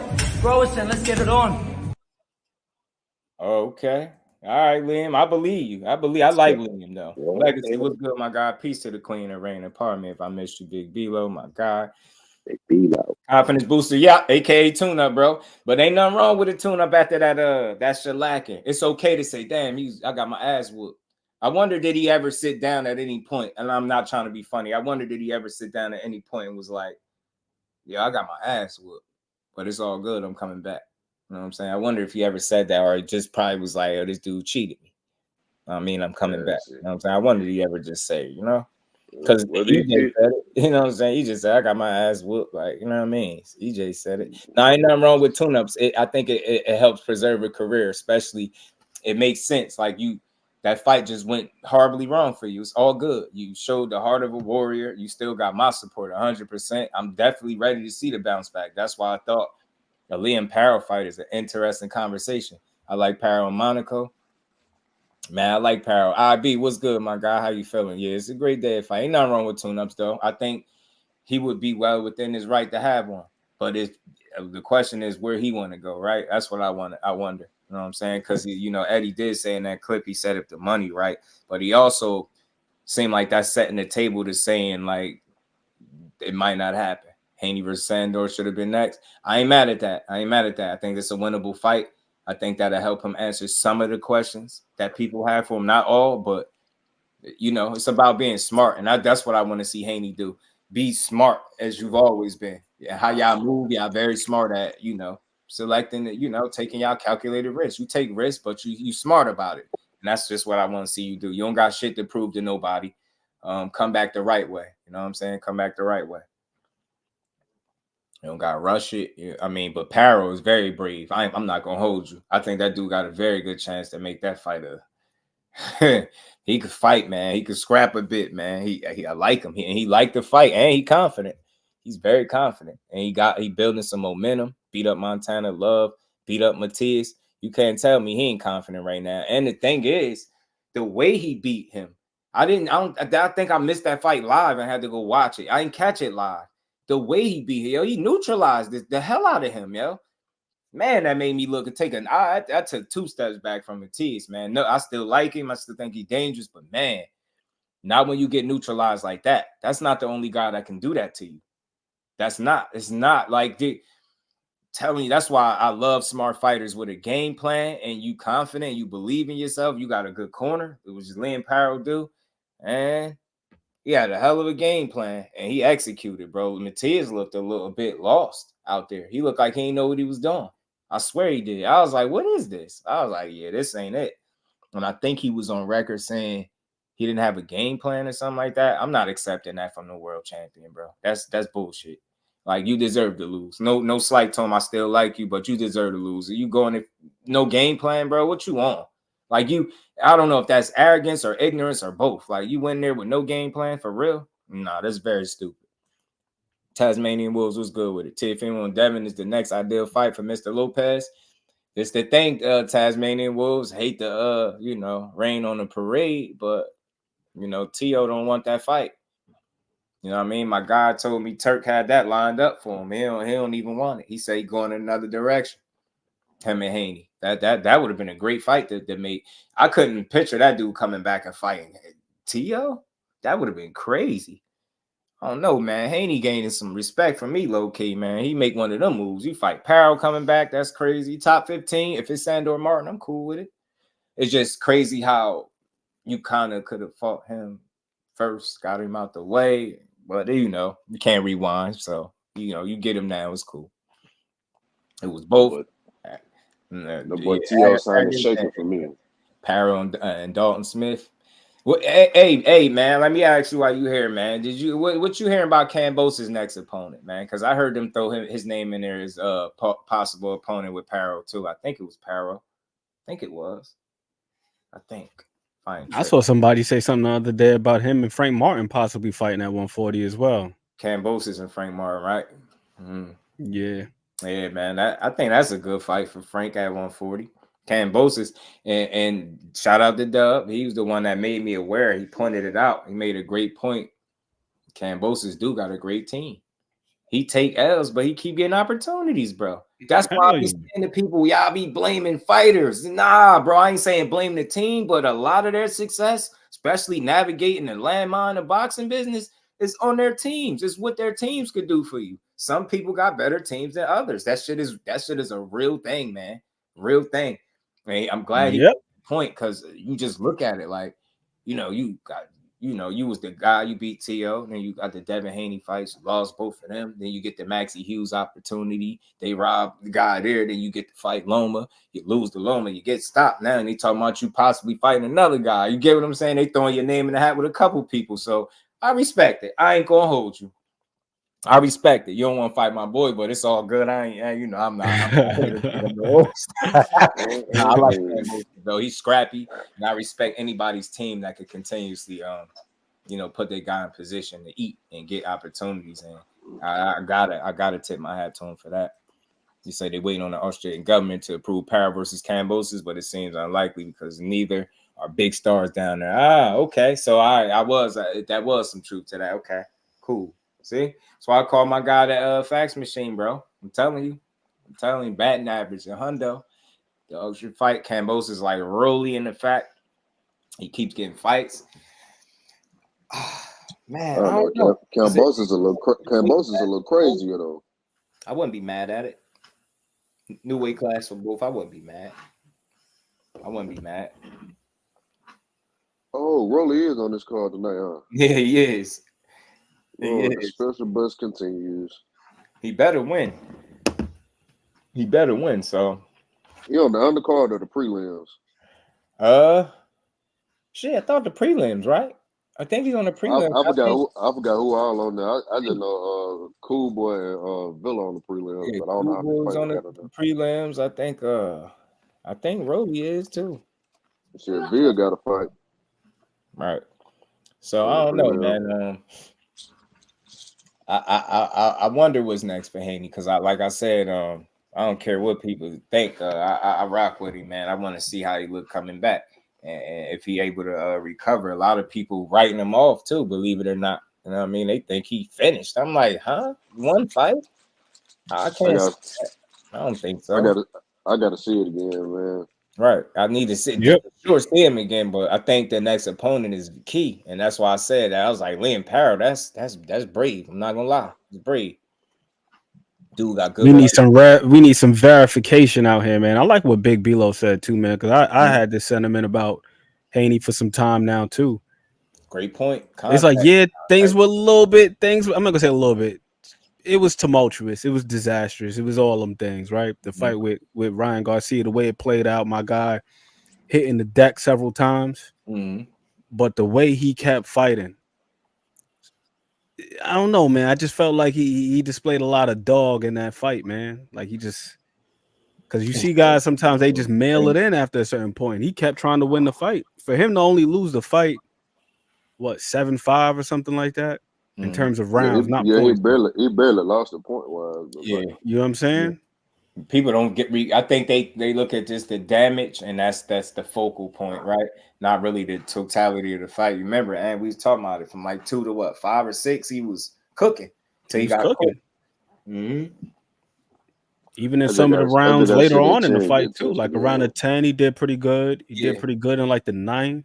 Yeah, 8th, it was just Ryan just had the bigger moments in the fight.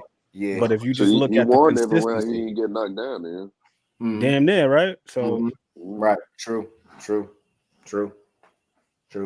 That's why I say, man, I get it.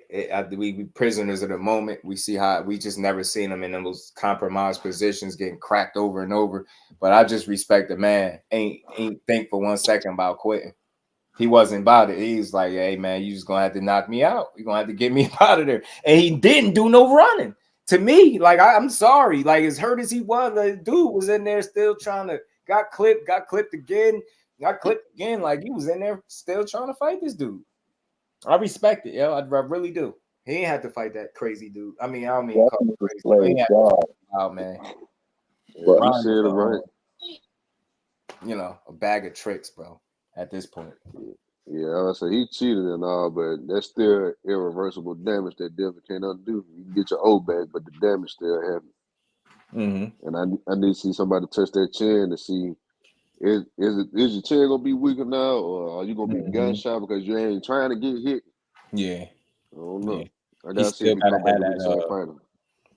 that fighter instinct in him to go for it, because he does do that despite what people say. The dude take chances, man. He take risks. He took him in that fight, even when it was against his best interest. He did it. So as long as he ain't compromised, like from a mental or physical standpoint, where he could just recover, put the fight behind him, and just move on. That's why I said, not being funny, I wonder, did he ever say this? So sit down, like, damn, I got my ass kicked in this fight. You know what I'm saying? Like, regardless of what, like, I made some mistakes. I would just love to know that he had that conversation with himself and his team, just because I feel like that is being real with yourself. Like, aside from anything else, the Austin, we get it, but damn, I made some mistakes. That's all. Like, I got touched up a little bit in this fight. Yep. And in addition to that, and this is the reason why I brought that up, the way the fight played out in its totality, not just him getting dropped, getting knocked down, but if he's being honest with himself, he can look at that as a point of reference as far as his own perseverance, his resilience, or whatever. It's like, yo, if I'm in there with this dude and he's typically cleaning dudes up with the left, like getting them the hell up out of there. Like Ryan is sleeping people with that shit. You know what I'm saying? So it's like, yo, if I can take that punch and I can keep pressing on, everybody ain't punching like him.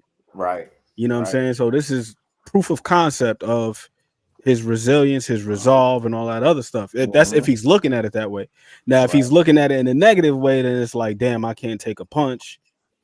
I don't want to take any chances because I don't want to get hurt. So I think for him, it's more so like how he interprets the situation. He can look at it as proof of concept, like, yo, I kept getting up. I still only lost by a round or two, despite getting dropped several times. Yeah. Clean up some of these technical things. Work on the game plan when it comes to each respective fight and so on and so forth. And I can give myself a chance because I know at least to some degree, I'm pretty sturdy. But again, I think it just depends on him and like how he processes the way things went. If he processes it correctly, and you gotta also look at the fact that Ryan wasn't in a very aggressive shape, so that's the reason why he wasn't as productive in all the rounds as he was.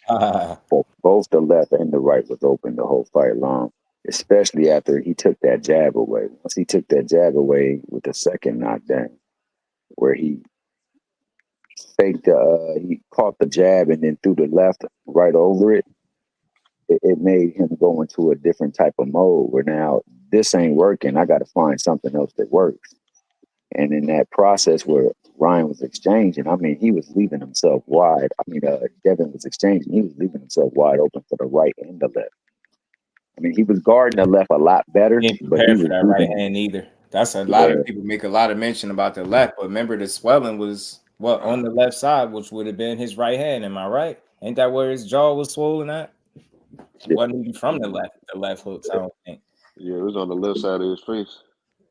Right. So yeah, that's his right hand. That's Ryan's right. Yeah, he was clipping his ass. I was like, this dude's strong, period. That's why I say, man, denial is powerful, man. Like you could really convince yourself of something and really, miss the ball in the process, man. I said this. Stop thinking that dude can't fight. Where's your evidence to prove it? That he can't fight. This is what I'm saying. Like people used to say Ryan is trash. I'm like, can you point to me the fights where I could go watch him be trash? Yeah, you could critique opponents and say this ain't that. He's untested. Cool, put it in his context. But all of that, he was trash and he just got the left hook. Y'all listening to Tank, man. Stop listening to the fight. Tank could say that. He went there and disarmed his ass of the left hand. God, he took some shots too. He had some uncomfortable moments, but he figured it out. So he could talk like that. But we be sitting here like, yo, he only got this. You get in there with Ryan, I guarantee you'll feel like he got more than the left hook. We got to stop talking like we the fighters, bro. We not the fighters. He not no left hook. He got more than that. And he showed it in the fight against Devin. Hey, I'm gonna say two things. That mantis shrimp and that praying mantis, you know how quick their strikes are? It's easy to say, get out the way, until you're in that ring and you see that thing come at you and you have to get out the way. Yeah, they're like somebody pulling out a weapon on you. You think you're gonna be able to run and knock the weapon down until you see it. Like, oh, that's what it is. Big facts. Freeze up, right? You don't know how Yeah, the I hell don't you gonna know. respond to you in that situation, bro. Right. A You really lot of a don't lot of know. people in this, a lot of My these bad. people in this boxing Shout out space to don't be Big forming Dog. their With own it. opinions, man. It's an elephant in the room. Devin needs a new coach. And we ain't never got a box again. Oh, Well, man. well. I already been getting these bet, but that's now a it's time different- for you to yeah. get your just due. Shout out to my man Killer Miller. I got to give him his just due. He in here capping on me as we speak, man, talking about I'm part of the Haney clan. Nah. Big Haney. It's Chicago. Nah, Haney ain't trash. Haney's far from trash, bro.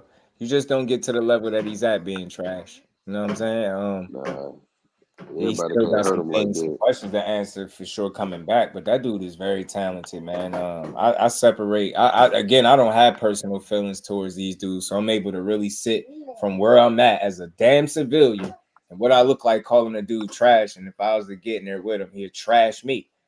Then you will say, "Oh, I don't box." Well, exactly. So we can't talk crazy like that. Now I don't think he's far from it, yo.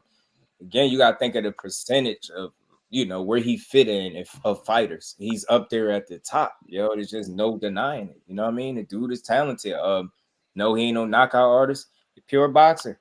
You know what I mean? Very smart. You know what I mean? Very sharp, yo. Dude is nice, man. I'm gonna give him more of his just due because I think he gets slighted a lot after the Ryan fight. But nah, that dude can really fight, yo. Smart. He ain't easy for nobody to deal with. Like, Ryan ain't even have an easy time. You get what I'm saying? And some could say he had an advantage, right? So nah, ain't nothing trash about that, man. You know what I'm saying? The game plan, I'll go there. The game plan was trash. You know what I mean? Because I feel like you let the chatter get in your head. And my point I was making, dude threw me off because he was excited. So I just let him cook. But I was trying to say some of the chatter that got in Devin Haney's ear, I think people are low-key hoping gets in Shakur's ear. This is why you keep hearing people complaining about the way he fight. They're hoping that you just don't fight the way that gives you the best chance at winning. Fight in a way that entertains us. And not only that, here's the kicker, it gives the other guy a better chance at beating your ass. So nah, fight your fight, do what you do. And what I was gonna say about that Tank fight, as far as it being boring, that might be the kind of fights you have to win against him. It might have to be that way for the. I want to be respectful here for these these guys that these entertainment seekers. They might be mad, but for the ones that know, a boring fight is good for Shakur, not for Tank, right? Right. I think the argument speaks for itself. Who's on record for being labeled as this boring guy and who's his must-see TV? So you got must-see TV and Tank. You got the boring guy. That fight, just like Paulie said, Paulie Malignaggi had a great point. That's a boring fight. You telling me pretty much who's going to win it, almost. So again, I don't feel that way though, personally. Because I'll say this. Let me say this. Talk to me. I don't think that Tank's fights are necessarily action-packed from beginning to end. Like when you really, really watch his fights on his end, he's got one of the lowest outputs in his division. And of course, with that, he's very accurate and he picks his spots. You know, the way folks talk about Tank, you would have swore he'd just be running out there and just walking through shit and just knocking people out and just letting his hands go. But he don't really fight that way. I think that if you really look at the numbers, I mean, Shakur lets his hands go more than Tank does. Right. The difference being is that this guy has dynamite. He's got power that's off the charts. C4. So he can make up for the lack of output. I've been saying this for a long time. He's a counter punching boxer that just so happened to be blessed with God-given punching power. Right. That's all it is. He's not a brawler. He's an outboxer with God-given punching power. He's a boxer that just so happened to know how to punch. Yep. Pretty much.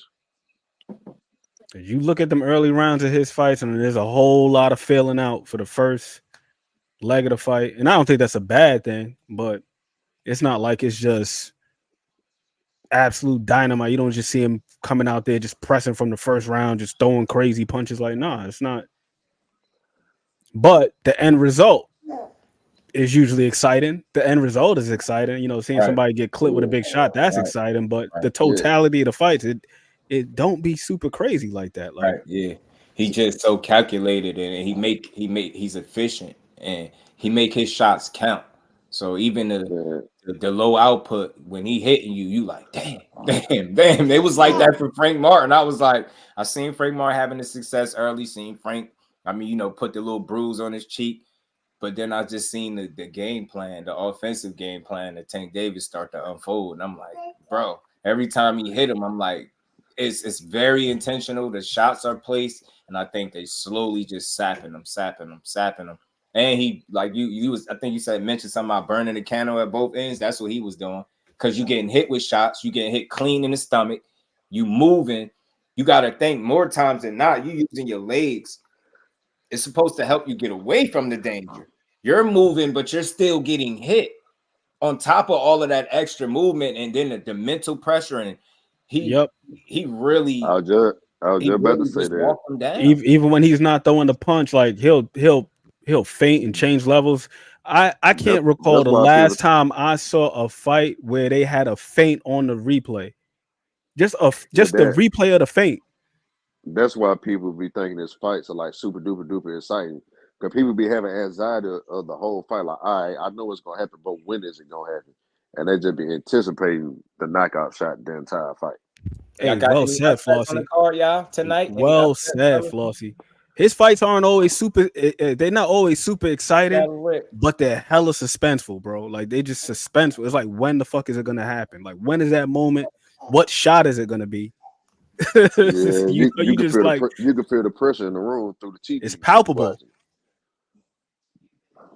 Man, I'm ready to watch these fights tonight, man. I ain't watched some fights in a little minute. It feel like it's been a minute anyway. Seattle Rick in his house. What's good with you, Seattle Rick? We're gonna rock a few more minutes, man. Y'all make sure y'all smash that like button for you, bro. Because that Frank Martin took was devastating. Yeah, this setup, the crazy thing was that was the combination they was working on in the locker room, man. That's why I say, man, that they drill the right shit. They very intentional with their approach, and it works, yo. It works. But again, you gotta be able to disrupt that. You know what I'm saying? They got a winning formula over there. That shit is not nothing to play with. Them feints is crazy, especially when you thinking the whole time a dude about to punch your lights out and you biting on every feint. You definitely gonna get tired. You biting on every feint. You getting punched in the stomach while you moving. You get what I'm saying? You sapping yourself. You backing yourself into the corner. He applying mental pressure, man, as well as physical. So it's like he just wore you down. Without having to do all that much. That's crazy. He forced you to be in a bad situation, and you kind of just walked yourself there. He just walked you to sleep, bro. He just exuding all that extra energy for nothing. Facts. And Tank understands. He knew it. That's the thing. He picks up on that very well. You need more than a poker face with him. You need to be very confident the same way he is and what's going on. If you not, and I think that's what he's seen. He's seen Frank was doing shit, but it was more, even the success he was having, respect to him, bro. But it was more like, get this dude off. Get off me, yo. Get off. Yep. It can't be like that, because I think he feels it. It's an energy. He's a fighter. The way he approached it, he was cool. Like, not saying he wanted to get hit, but he was like, okay, all right. The way I'm gonna take a little bit of something, because he's still fresh. Let me sap him of his energy. Let me help accelerate this process by, mental pressure, being in the right spaces, throwing the punches at the right time. It was a lot going on in there, and he do a lot without having to throw a lot. That's what makes him dangerous. He can do a lot without having to throw a lot, and it's taxing mentally to a fighter. Then if it's mental, that pours on. Hell yeah, over to the physical. Now you breathing hard as hell, and to marry the 2 points that both of y'all made, like Flossie when he said, he got that God-given power. And to the point that you made about burning the candles on both ends, it happens like that because the power is so great. You gotta honor the feint, because if you don't and you leave some sort of vacancy, you're not trying to get hit by that. It's like in basketball, a guy that could shoot. When you got a guy like Steph Curry, when he can shoot, when he pump fake, you better fucking jump. Because if you don't jump, it's hand down, man down. But if you do jump, he can put the ball on the deck and drive around your ass. It's the same thing with Tank. It's like, yo, the power is so real. It's like you gotta respect the feint. Man, because if you don't, you might get clipped with some shit. Man, Yeah, you better pick your poison, man. Right, it's tough, and then No that's way, where no that mental taxation starts happening because it's like, damn, it's like I'm damned if I do, I'm damned if I don't. When I felt like he was in trouble, I was seeing single shots land to the body while he was moving, and I thought they was landing too flush. And the whole purpose of his movement was to help him get out of trouble. It was getting him in trouble. I was like, that shit is not gonna work with him. And then when I seen him, it was a little sequence where he backed himself in the corner, got out, then backed himself right back. I was like, yeah, you again, once you whatever he was trying to see on them ropes. Only thing I can think was the upper room or maybe the end of the fight, bro. Because I don't know what you were looking for. I'm Once he started doing that, I knew it was over, man. You can't do that with him. Go look at that moment again if y'all remember when he did that little sequence. And look when he stopped moving and Tank started throwing, his feet planted, he gritting his teeth, he putting shit behind him.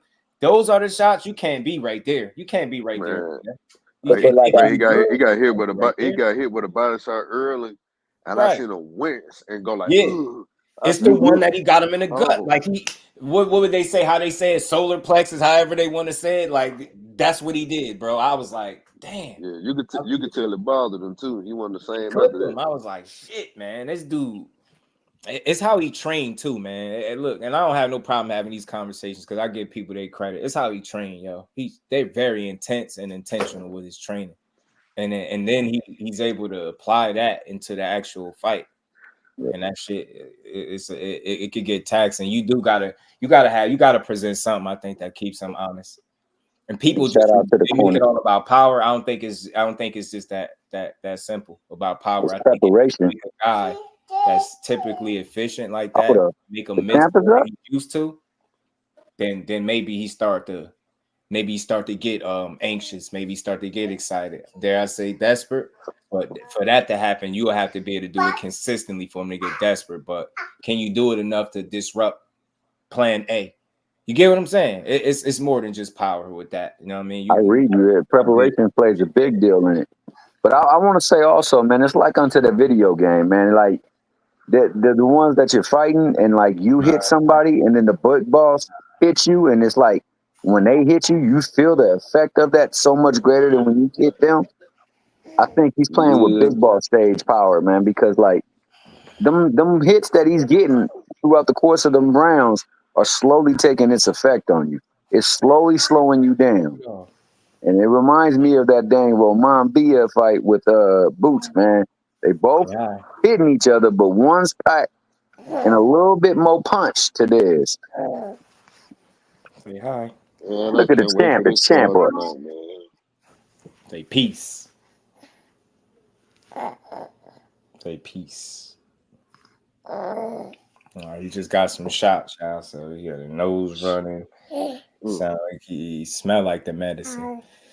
So yeah, he was trying to see that upper room, Cal. He was trying to see the upper room because that was the only thing that was in store for him at that point. Sitting on the rope, talking about I was trying to see something. I was like, bro, the only thing I would have asked Martin at that point if I'd have got an opportunity to talk to him was like, not to be funny, but what was it that you was trying to see? Like, elaborate. Like, I need you to, because I didn't see it for you, bro. Everybody on TV. Everybody on. You seeing it differently. I want to know what you thought you was about to see. The end of the round, or the end of the fight that's it. That's all that was in store for you, bro. Everybody on TV telling you get off the ropes. You're trying to tell you get off the ropes, but you trying to see something. Bro. You trying to focus in. You had to focus in. That's what you supposed to be trying to see that, bro. Man. But that was it was entertaining as hell. Why it lasted. Look, Frank Martin had a fair amount of success while he was moving and active and keeping them honest. Edward was good with it, fam. Yeah, I think you need to have an active jab. You need to consistently be able to disrupt, keep it in his face, give him something to think about. It's deeper than just the power. Now, at some point, you always want to gain the respect of your guy, but if you can't, you better be that much smarter than him. That's all I can say. You better be that much smarter than him, because him on the front foot is dangerous. It's dangerous, bro. He gonna hit you at some point. So, I mean, we'll see. One question I do got is though, because I ain't never watched him before. What y'all know about playing opponent tonight? Trevor McCumbee, PD popper. He failed test before. He looked like Joe Dirt. He got like a 70s, 80s porn mustache or something. I see what he looked like, but can he actually fight though? But I don't think he beating Caleb Plant. If that's what you asking me, no, I definitely don't think Caleb at risk of being upset tonight. Nope. I think he's gonna beat that guy up. I think the guy might have a little punching power or something like that. He probably knows his way around the ring, obviously, right? But I don't anticipate him beating Caleb Plant at all. Shout out to my guy Tim Lee. Appreciate you, bro. Think he was looking for a counter left that landed once, but never again. Right. But you get what I'm saying? It's better off. You better off trying to get that in the center ring. That's where you was having your success. I watched that fight again recently closely just to see, like, okay, anytime you stop moving, you were in trouble. And this is the thing. Even when you were moving, he still was able to hit you. So it was like a slow drain. Like he would have got you that way, but you sped it up by sitting in a corner. Like you can't. And his eyes, like, yo, you can't do that with nobody that's that accurate, bro. You can't be a sitting duck. That's over. I don't anticipate nobody being that good to do that. Not even a core. Like, hell no. Don't sit in no corner. Boy, eyes be like saucers, and he starts zeroing in. You start seeing the little targets in the sweet spots. Next thing you know, you on your back looking up, and it's looking crazy, man. Hell nah. I see Shakur get knocked out. I don't feel crazy up here. I ain't even gonna hold y'all. Yeah, he popped a couple times, right, big dog? So McCumbee, he's an aggressive fighter, solid hand speed. He's physical, strong, but it's too slow for Plant. Right, he just ain't got it up. That's a pretty accurate description too, L-Dub, because I took a look at him yesterday and we was breaking down his last fight. I mean, flat boys, you already know, bro. One thing I noticed about McCumbee is good when he's being Joe Dirt haircut. When he's being offensive. His offense is his defense. The one thing about him though is if he's not being first, I just think he's just way too slow. The guy that he was in there with, he was able to tag him and swim out, pivot off, and then kind of repeat that. When he's being first, he's actually pretty good. I think that he got solid creativity with his offense. He mixed up his attack well.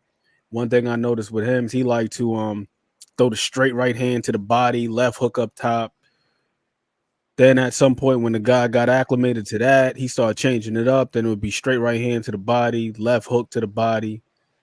You know what I mean? So he's a pretty solid offensive fighter, but his defense is sorely lacking.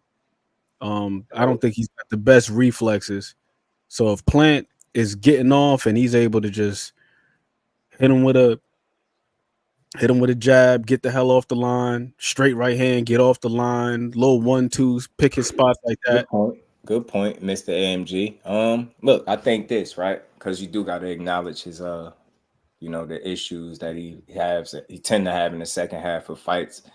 What I look at with Caleb Plant, when he's better than this guy than me. So I feel like the early part of the fight, the first half of the fight is going to be kind to him, right? It's going to be in his favor, where even if he get to that back half where he kind of tends to hit a wall a bit, slow down, I don't think dude will do enough to get it. You get what I'm saying? It's kind of like you've seen it in the past. Some of these guys, when he's Benavidez was a different.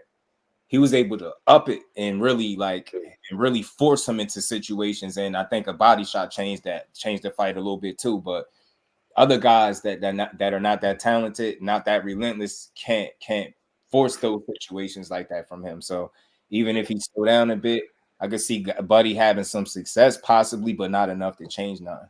I mean, Caleb Plant. I would say I only see Plant for like the elite pressure fighters. Mm-hmm. Right. And McCumbie's got a little bit of a gas tank issue himself too, though. He got a little bit of a gas tank issue himself too, because I was watching his last fight. That was a 10 rounder. This is 12 rounds. By the time I want to say the 7th came, his form had deteriorated. Early on, I thought his form looked pretty damn good, but after that, every time he threw a punch, he wasn't able to anchor himself. He's falling in, overcommitting. Right. The accuracy started to slip. Mm-hmm. You know what I mean? Progressively. Should I be taking Plant knockout tonight or something? I wouldn't rule it out. I wouldn't rule it out because once again, I don't think McCombie's a bum. I think that his best defense is his offense.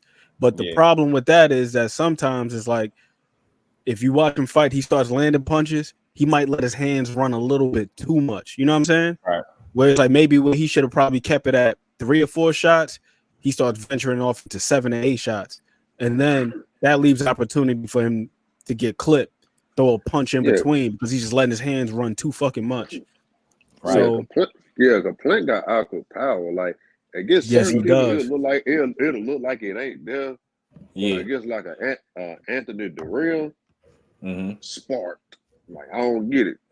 Is it? I don't know. Maybe because against Durrell, he actually fully sat down on that punch. That too. The setup too. The setup was beautiful. Picture perfect. It was a punch dude didn't he actually sat on it. Right, but look, Lonnie B said Caleb Plant punched harder than Berlanga for what it's worth. So say he definitely could crack. He said Plant could crack. I've heard that a couple times. I made a short on that. He dropped Mama's Boy. Mama's Boy is like, man, Caleb could crack. I keep hearing that about him, and I'm like, I think it's come down to style and how you fight and not sitting down on the punches. You're and I think that helps burn his gas tank too, because he got every muscle you could need. That dude be in shape, dude. You're not gonna tell me the reason he gets tired because he don't be in shape. I don't think it's that. I think it's the way he fight. I think he burned a lot of energy with the movement, and you know what I mean. You giving and taking. It's a combination of shit. That shit's gonna wear you down. It's kind of like she slows down in fights, but I think it's how she trained. She trained for power, and then she fights that way. And you have a tendency, you end up throwing them big shots, even in the 10-round, 2-minute rounds, you start slowing down. I've been thinking that anyway, because I noticed in the Benavidez and the Canelo fight, he was on his toes and on the back foot, like he wasn't really just sitting down on the punches. Right. It was like he was too concerned about what was coming back instead of sitting on his own punches and making them respect it.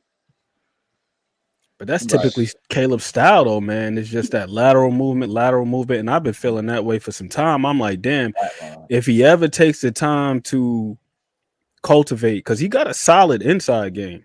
He just don't show it off much. But I'm like, if he took the time to cultivate that, get a little bit more comfortable with it, then he wouldn't have to use his legs as much. I'm not saying that you got to just be a complete inside fighter and just nail your feet to the damn canvas like you James Toney, but in spots to be able to conserve some energy.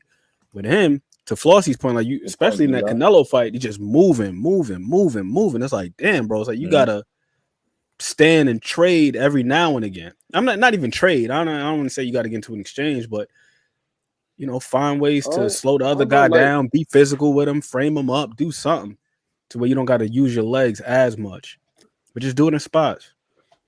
Oh no, it's like when he make his opponents miss, while they missing, that's your chance to sit on a punch, throw your little 1-2, and get out of there.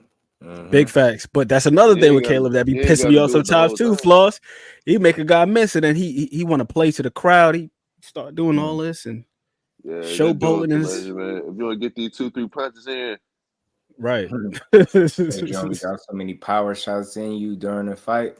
I mean, I can understand it, but I think it just depends on the person, really. And again, are these power shots landing? Or are you whiffing? Like, it's a difference. You whiffing, and you limited. You're gonna be limited. But if you landing, you see guys kind of like their eyes light up when you make contact and you hurting a guy. Like they, even if tired, you got that tendency to kind of be able to push through it. So I don't know. But that's interesting though. You know what I'm saying? You definitely can't just be out there winging it. That's for damn sure. I think you got to select fewer special fighters that just got those kind of gas tanks that you just don't ever have to worry about really seeing that in a fight. Some guys just fight that way. They smart, conserve. They got, and some people just could go, man. Some guys can go, man. Teo had a pretty damn good gas tank. Look at his last fight. He threw a lot of punches, bro. He landed, I think, a career high. He landed a lot of punches in that fight. That was surprising. That was the most surprising thing about that. I was like, man, I can't recall ever seeing him let his hands run like that, for one. And then also, he spent a lot of time on the back foot himself moving around. I'm like, damn, I was like, impressive. I give you that. The opponent, no, but the performance, I give you. I give him the opponent, man, because Steve Claggett is one of them dudes where it's just a shame Yeah. To go back to the point that you made earlier about Kambosos, everybody don't got a team like that. Yeah, So if they you're don't.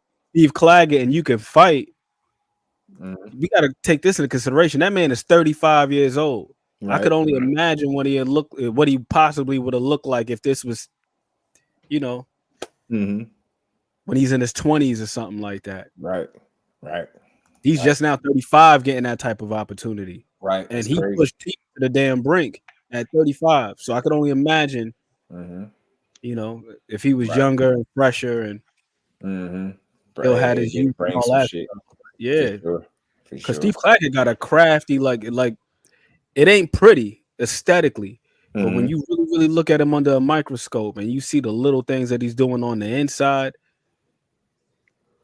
I was very, very impressed with his footwork on the inside, you know, because he throw 2 shots and then he's pivoting, changing the angle on the inside and framing on the way out, placing the shot over the top of the shoulder. Then he's coming back the other way. And it's just like, yo, the motherfucker can fight. He knows his way around the ring. He know how to fight. It's just a shame because once again, he's damn near 40 and he's just now getting this opportunity. So yeah, boxing sucks like that sometimes, man. But unfortunately, everybody can't be the champ all at once. You know, Right, man. So it's a couple things I was gonna bring up too, man. We ain't done just yet, but man, I'm a different guy. I find these little clips. Y'all know I'm the clip king. I always find a reason to play these clips. There's always a reason for it. I see Danny Garcia. We give these dudes a lot of flack about these fights, and we just don't know what they go through. I think it was a perfect time to play this, being that this was right after, you see Core get injured, and people are still to right now like, is it fake? Is it real? I'm like, it didn't even look that hard. I'm like, yeah, just don't know what goes into these dudes' training camps and the strain that he putting on their bodies. And I just played this. I want to play this clip from Danny. He was talking about some of the damage that he sustained when he fought Matisse. And remember how we all looking at that fight, you like, man, he beat the boogeyman up. But I always remember it was a shot that he took in that fight that knocked his mouth. I think got his mouthpiece knocked out. Man, I was like, yo, Danny got a beard, bro. He got a beard. He was able to beat Matisse up, had his eyes swell. He did a number on Buddy. D. Kesley was good with it, fam. Let me play this. Listen to some of the stuff that he said. Well, obviously, we heard this type of stuff before, but I never heard him speak about I'll it. probably say my hardest fight, probably the Matisse fight, physically. Yeah. That boy was punching. Yeah. I pissed blood and broke my eardrum in that fight. Really? Yeah. For pissing blood come from kidney punches? Or? I guess he hit me like on my back or something. Yeah. Like, that's the first fight I ever pissed blood. I'm like, oh shit, am I dying? So let's not leave that. What goes into your mind, and does that happen? Because I know you have to take drug tests after the fight. Yeah. That's when you found out, or Yeah. later on? Yeah, I went to piss in the cup, and I'm pissing in the cup. It's red. I'm like, is this blood? They was like, you pissing blood. I was pissing blood. And what do you do after that? Like, do you go to the hospital? They was like, yeah, you might have to go to the hospital and get an IV. Yeah. They was like, do you want to go to the hospital? And I was like, I'm cool. I just drank some water, and then like 3 good? hours later, I was pissing clear again. Yeah. He must have hit me like on my kidney or something. The shit I don't see that go on the box. Yeah. And my eardrum, he broke my eardrum too. The next Does day, that heal? yeah, I had to get like drops in my ear, but I was walking like crooked the next day because I messed up. Your equilibrium's off. Yeah. I was a little messed up after that fight. And how long did it take you to get back normal? Probably like 3 months. Okay, 3 months. Just to be myself again, 3 you know, months? healthy, feeling good. Damn, bro, whatever. And y'all out here calling fighters pussies and you soft and what the hell? What we be talking about? That's why I be playing shit like that. That's crazy. 3 months. You take to what is it? 8-week training camp and just for nice work, fight that whole fight. Now you need 3 months to recover. But we call Danny. What they say? He washed, and I forget some of the narratives they throwing on Danny. They act like this dude ain't good. They act like Danny ain't fought everybody who's supposed to fight. I heard somebody say he built his name on just beating old people. No, he didn't. Danny ain't done no smoke.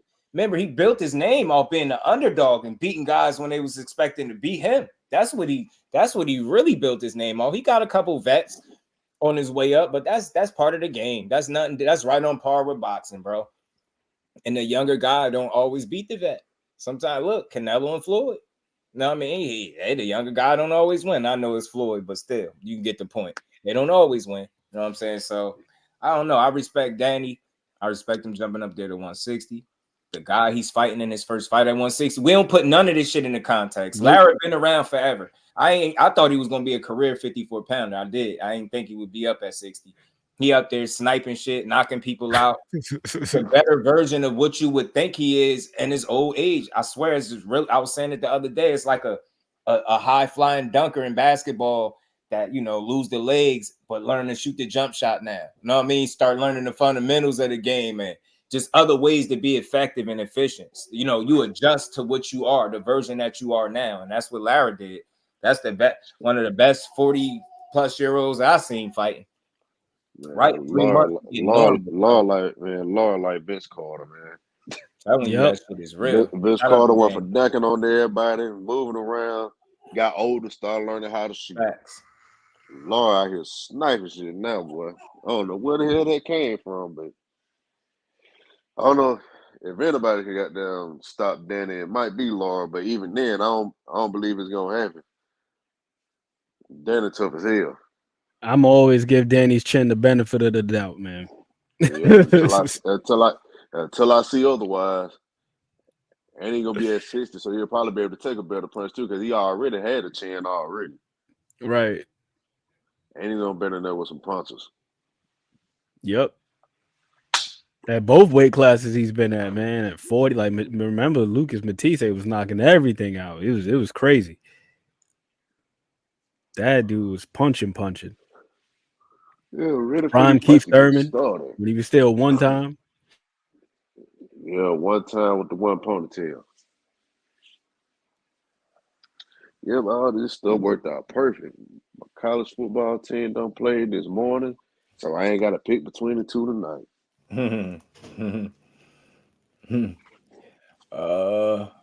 And two more things, man. So shout out to Danny, man. I don't know who to pick. I seen somebody throw that out there. I'm still torn, bro. I swear I don't know. I don't know who to pick. I say if you betting, go both ways. I just don't think you can go wrong. I really could see a case where Danny is able to outlast the vet and outpoint him. I see areas where Lara could do the same. My thing is, I just wish I could anticipate what Danny was going to look like at 60, because he looked very refreshed at 54 after that time off fighting Jose. I thought he did. He was bouncing on his toes in the 12th round.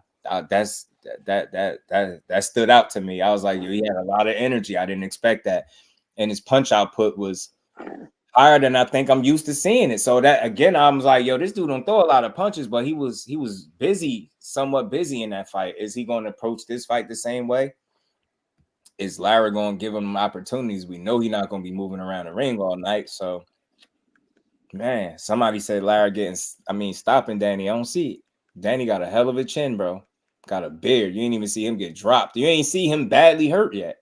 You ain't never seen Danny really badly hurt. I don't recall. Seen him, take some real shots and knocked off balance, little shit like that. That's regular, but talking about hurt where you just punching. And despite him having a lot of damage and wear and tear on his face in certain fights, you seen his eyes swollen shut, all that. But I can't recall ever seeing him. I can't ever recall seeing him looking like he was on Queer Street, like right, man. He's out on his feet, Danny, man. But I don't know who's gonna win this one. Pugilist, NHA, what's good with it, my guy?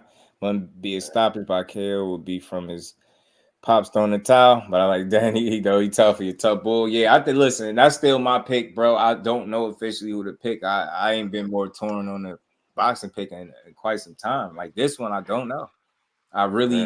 Danny is not somebody you could just look at as he gonna lose. Like I don't know why you could think that. He always got a chance to win fights. I know Earl beat him up pretty good, but even in the other losses, they were much more, competitive than that. Like, so I don't know, man. Go either way. Fought better than I thought in that fight too. When I went and rewatched that the other day too. Reason being, I just wanted to see how he looked again in a open stance matchup. Remember, like Lara's a southpaw, Right. And EJ was landing that jab pretty good. But I gotta say, he did a pretty good job of countering. He did a pretty good job of countering the jab at times. Right. Countering the straight left. Danny did a pretty good job. The only thing with Danny in that fight is I felt like he operated a little bit too much as a counter puncher. I got to agree with his dad when he was saying like, yo, you're just not letting your hands go enough. But in that last fight that he had with Jose Benavidez, and somebody will say, it's Jose Benavidez. He got one leg, yada, yada, yada. He's washed up now. Whatever the case is. Irrespective of that, I think that stylistically, Danny did something that many would consider to be uncharacteristic for him, which is he led consistently. Like he was initiating the offense in that fight. And I thought he did a great job. He was just like picking his spots. He little 2-punch combination, reset, 3-punch combination, reset. But he wasn't just out there waiting for Jose to throw a shot and make a mistake for him to counter him. He was actually smart. He was busy, like he balanced approach. Let me get some shots in. He was throwing good combinations. Then he'd get up out of there. He wasn't being overly greedy. He mixed it up well. I liked it. I think people they don't know how to enjoy decision fights no more. Every decision fight. I heard somebody say Jamal Charlo looked bad against Jose. Where? Show me the round. That he dominated him. How do you look bad winning every round of a fight? I don't understand. Were you not struggling? Yeah, did he look like he was in the best shape ever? No, because I think the best shape he could have been in, I think, would have stopped him. But man, he still won every round, convincingly. Like I don't know what we be talking about. Seen that with Benavidez. They say his performance is bad. I'm like, how? He's winning majority of the rounds. What is that? A 9-3, 10-2 situation? What are we talking about? Yeah, I was a little bit pissed when I was reading some of that stuff on Twitter about David's last performance. I thought that was one of his better performances, to be honest with you. Better than some of the fights where he's got the knockout. Yo, he was the way he was changing levels, his defense, the countering. Oh my Lord, yo, I thought David looked pretty damn good. He did everything but stop the guy.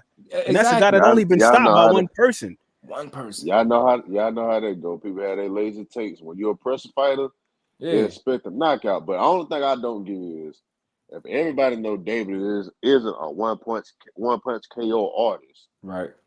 Why did you expect him to stop Gosnick when the hardest puncher in the damn weight class had to get a stoppage from the referee because he couldn't put him all the way out cold? Yeah. That don't make sense. Tough as hell. Even then, he was on his feet when he got stopped. Ligaments and shit in his hand, like. And again, hearing the sounds, he was hurting this dude. Dude was tough. He just wasn't going. It's pride in there. It's a lot on the line. That dude wasn't coming to lose. He didn't give up. He was getting beat up, but he never quit. That keeps you in a fight, bro. Like, you got a compromised fighter just moving to the weight class. You go in there with injuries. And that's why I say, man, we be shitting on these dudes. Your favorite fighter wouldn't have been in there with them injuries. He wouldn't have took the fight. They sat his ass out. That's why I say, man, nah. I'm gonna continue to rock with Benavidez when I see people slighting him like that for no reason. I don't get it. I don't get it. Listening to him talk, I like listening to him speak. Sound like a real dude, and I don't think he's scared of nobody. I think that had something to do with his conditioning too. Because he said in the interview that he didn't do nothing with his hands for like the last 2-3 weeks of camp. So even if you're running on the road, you ain't getting no in-ring cardio. Right. And I might explain why he gassed too. And I don't think I wouldn't even say gassed. I'll say you gassed to his standard. You can see, you can tell that he felt the pace of this fight. You could see for it. Sure. You could see it. Relative to him, because we're just accustomed to the guy just being an absolute machine. So we got to keep that in mind too. Right. I agree, man. Relative to him. That's what I'm saying. Like, people like, nah, he gassed. And I'm like, bro, do y'all be watching the fights or do y'all just look to have a negative opinion? Look how hard he beating this dude up. You would get tired too. That's one of them where, I get tired beating your ass. That's what that was. He got a little tired beating his ass, man. And, he had to catch a second win, and he was able to do it and finish the fight. I actually watched the guy that they said all he do is come forward, throw punches blind like a dummy, outbox an Olympic silver medalist. Benavidez low-key getting better, whether you want to admit it or not. And I always say they're not leaps and bounds type of improvements, but they're And why I say that, pay attention to him, listen to him. The shit that we critique him about, that people say he can't do, he don't do well, he go in there and work on it. Why else would he be in the ring with Rigondeaux? Even if it's just a small session, it's something he working on in there. You better believe he ain't just in there wasting the time. I seen this dude being intentional about footwork.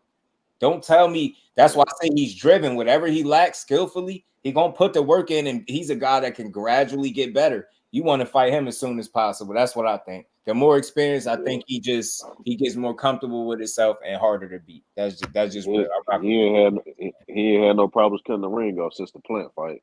Since that fight, he learned, and he caught up to his ass.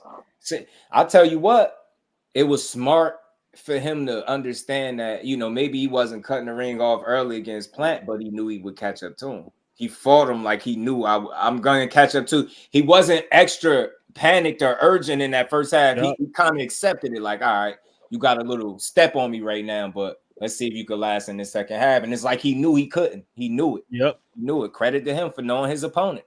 He's like, you got the first half, you're getting it off, but the second half is going to look different. And like I said, that body shot where he say he grunted, he heard him grunt. I think that changed the fight. And that was midway through the fight too, man. And then here's the other thing. Him understanding that, yo, this guy got some pop on him. So I'm gonna let him fade a bit. Yeah. He caught Plant caught David with a nice little shot. I can't remember what round it was. It was like a left hand and put him back on his heel. So I got to give David a lot of credit for that too. Like, he's not just like some mindless rock'em sock'em robot that he's painted out to be. Like, his style, it may not be the most aesthetically pleasing, but it's pretty damn effective. You look at CompuBox and you look at plus minus, he's in the top 10. He is. He's in the top 10 in plus minus. He's actually one of the least hit fighters. I think Flossie was pointing that out because, you know, that's his boy. He say people always saying that. And I just don't look good. It ain't pretty. It ain't. So people don't count it as good defense. If it's effective, it's effective. It's all about functionality. Fuck what it look like. If it's effective, it's effective. I'm gonna tell you something real crazy. His last 3 opponents been landing less than 25% of their shots. And his last fight is with the dude he fought before, Plant, Andre, and guys, all them dudes landed like barely 20%.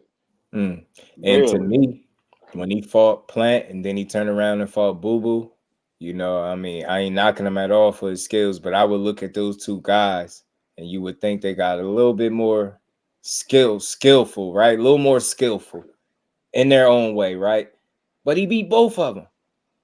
Didn't shy away from neither fighter he beat. To me, now I'm just giving him props by saying that, like, you beat guys that I think was slightly more skillful than you as boxers. You beat them both, and you beat them differently. The way you waited your time out for Caleb Plant, and then you pressed when you needed to press. It was intelligent. The way you decided, the way you took that fight into your hands was impressive. Then you turn around and you beat my boy Boo Boo ass, bro. Man, it was impressive seeing Boo Boo go at him for the first couple rounds. I was like, I like this. And then I thought in my head, damn, when did he ever fight? He can't do this with him. And that was one of the most impressive things. Look on his face, I was like, damn, it's over. Yo, just to go back to the point that you made about hearing him talk. Right. Solo Dolo. I was so impressed with David Benavidez after the fight when I heard what he said about Boo Boo. So in the second round, remember in the fourth round, he caught, that's the shot that he caught him with, the shit where he clipped him, made his eyes cross when he dropped him in the fourth round. He tried to throw that same shot in the second round, but he just missed. Right. In the interview that he did with Paulie Maldonado, he said he knew that the shot would be there because he was looking at the way that Boo Boo was holding his guard. So he said, yo, if I throw the shot and I throw it a little bit higher, if he goes to rock and he got his hand up, it's going to fall just inside the guard and clip him on the top of the head. And that's literally how he got him. He threw the same shot, but he just changed the trajectory just by a little bit, just made a slight adjustment on the shot. I think he don't got, that's what that is. So I say, man, you don't know how smart these fighters are. We don't have enough students of the game no more, man. Everybody just think they know, and that, think about it. Why is it so easy to discredit with the world class fighters of the sport? Think about it. He's soft, he's trash, he's overhyped, he ain't this. It's like, do you know where they fit at in compared to their peers, bro? They're at the fucking top. I don't see how. The more you learn it, the less I think you want to shit on people, because you like, damn, like it take a lot to be able to perform at the highest level, man, over and over and over and over again, bro, without losing. This shit ain't nothing like it, bro. Reynoso got a update, not really an update, but I seen this. I seen my boy post this on his story. And he said something about can't wait to use these in December. So I'm guessing he'll be able to return back to the ring or back to activities in December. And you think he got a fight in February, so that should work out for him, man. That should work out for him. Anybody know who the hell Gio Lopez is? Gio Lopez? Yeah. Gio Lopez. No. Yeah, he finna fight now in the undercard. He's 16 12 knockouts. And last thing, y'all. This is gonna be a good card tonight. I think for me it is. I think for me it's gonna be a good card. I like Caleb Plant. I'm glad to see him back in the mix. Cool boy. Danny and Lara, I'm torn. I like both of them dudes. That's a good fight. Big Rolo back in the mix, and then you got Berlanga. Let's see what the young man, what he got. You know what I mean? But I like Caleb Plant, and I like he's going to be one of the more popular guys in the weight class. Number one, he has fought Canelo, so he's had that Canelo experience, and I think he's come out better for it. I think he's a better fighter, mentally up here for it. You're not going to see him getting the wins as he was coming up the ladder because now he's at that high level. But I think he remains in people's mindset and he remains a curiosity in the 168-pound division because he's had that fight and he continues to fight at a high level and show that he is at a high level. Even in defeat, he fights at a high level and gets his respect. I also think Caleb it's not acting. I think this kid's a goon, man. I think this man is a goon. Sorry, he's not a kid anymore. The man is a goon. I mean, he's straight up, man. And I think he's showing it. And Champ, you make a good point. It's maybe because he's not been active and he's in a bad mood and, he's got to let out the anger somewhere. And so he's got a little bit of a short fuse. Champ, once he retires, you got to figure out a way, one way or the other, right? So hopefully he gets himself calmer before he retires. But yeah, I mean, I think 168-pound division is a little bit locked up, even if there's a lot of good fighters. But there's an opportunity for Caleb if he stays active. This is looked at as a warm-up fight. Unless McCumbee pulls off a tremendous upset, Caleb should probably win and then look to bigger and better fights as opposed to just being on the sidelines again, as he's been lately. I think that it's necessary for him to fight, both for his mood and for his own career. Yeah, they say a little geeked up with the inactivity. Caleb ready to go back out there and beat some ass, man. But shout out to Paulie, man, be giving these fighters their credit. I just like his insight. You don't gotta like him as a fighter. I think he was a smart guy. He was a successful guy. I don't know another damn 6 knockout having ass 2-time world champion.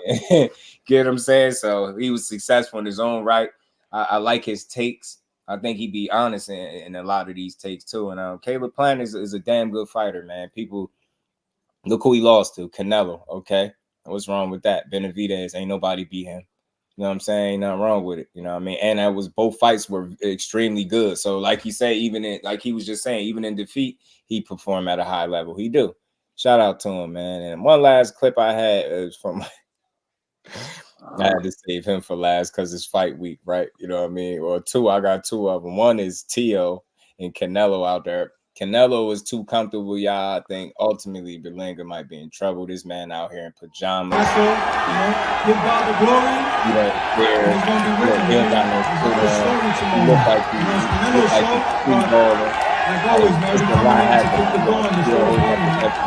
You're 22-0. How do you get to 23-0 and upend the great Saul Canelo Alvarez? Knockout. And then a rematch, we bring it to New York. The rematch, we bring it to New York. Puerto Rican and Rican. Finally, Edgar, what do you want to tell all the fans out there that will be watching around the world and those here at T-Mobile Arena? It's not gonna work, man. Nah, that man too chill. It's that energy that's that Tank doing the backflip energy. Like that's how unbothered he is. That's not good for you, Edgar. You still over there trying to sell him. I'm gonna knock him out. I wouldn't even do that at this point, just to be real with myself. Like, yo, that dude, I know it ain't gonna be. Look, I'm coming to win. If I knock him out, you know what I mean, then that's the plus. But all this I'm gonna knock him out stuff. I think that's where you show the inexperience when you don't have to sell that. You don't have that dude. It's hard to anybody can be knocked out, but you don't got to sell us that for it to be a good fight. You gotta say something believable, man. Get Ain't what nobody I'm gonna saying? Say believe you that. coming to win. I'm coming to win. I ain't laying down. Say those things like all this. I'm gonna knock him out, and no, you're not. No, you're not. I don't see it at all. I'm sorry. Triple G getting hit by guys at 75. Kovalev, Bevo, man, Danny Jacobs. There's been some solid punches he for you. Yeah, nah, sir. You ain't gonna hurt him. And it's the last joint from Oscar, bro. Oscar is a comedian.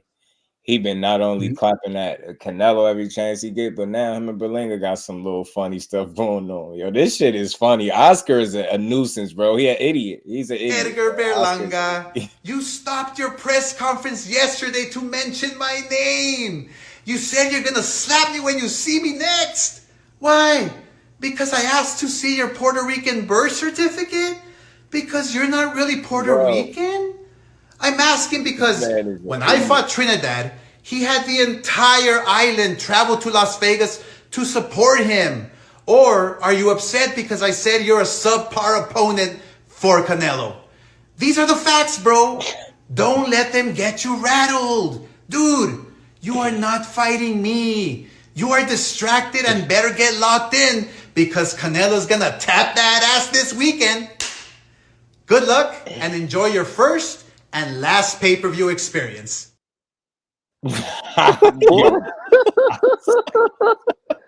Oh, that's sick. I'm tired of Oscar, bro. Somebody gotta take his phone, bro. This chick gotta take his phone. Don't let him do it. Ever since he got them damn augmented abs, he been tripping, bro. Yeah, since he got them fake abs installed. He been wild. See how people get when they get abs, bro? Can't give people nothing, man. Man, nah, he's a funny dude. The clapback Thursdays is pretty funny though. It's been fun having these conversations about these dudes, man. He just continue to make things a little more interesting. I'm not gonna lie, boxing could be bland, especially with all the fake news, misinformation. When somebody adds some comedy to the mix, it's funny. So Oscar, I'm not gonna hold him. That shit is funny. It's funny because he petty and he got money, he got time, and he don't care. He having fun, you can tell he's legit having fun. He's not doing it out of force, needing to respond to people. Like he's just legit having fun. He pissing off the neighborhood. He got, people mentioning his name, and he just soaking it in, bro. That shit is funny to me, man. Shout out to Oscar for knowing how to have a sense of humor, bro. That shit is pretty funny. But man, another dope build in the bookshop. We just gonna keep putting these builds together. I'm gonna try to see if I can make it back to do a post fight after these fights, man. I really want to watch them and really see everything. I want to see everything that I need to see. So when we come back and we do a post fight, man, it'd be a good one, man. Yeah, Oscar is wild, bro. As he said, Canelo's gonna tap that ass. Man's a fool, man. Shout out to everybody that hung in the building, man. Y'all make sure y'all smash the like button. We're gonna play this raffle before we get up out of here too, y'all, man. Shout out to the fans. It's time for another raffle brought to you by the JBT. Our first item is a new 10th generation iPad with a liquid retina display which shows off beautiful color and has plenty of power for all your handheld computing needs. Great for work, play, or just movies on the go. How much is it to enter, you ask? Just $10. Or you can catch the deal with 3 entries for just $25. It's easy to enter. Just cash app your entries to $JBT Network 1. That's $JBT Network 1. Our second item is a set of Kenichi Bear Bluetooth noise-canceling headphones. Great for gaming, movies, or travel. As the second prize in this great raffle. Our third item is a Ninja brand air fryer. Great for all your air frying needs. Cooking healthy with the JBT. So send your entries via Cash App to JBT Network 1. That's JBT Network 1. $10 each or 3 for $25. Put raffle on the comment line and you are entered.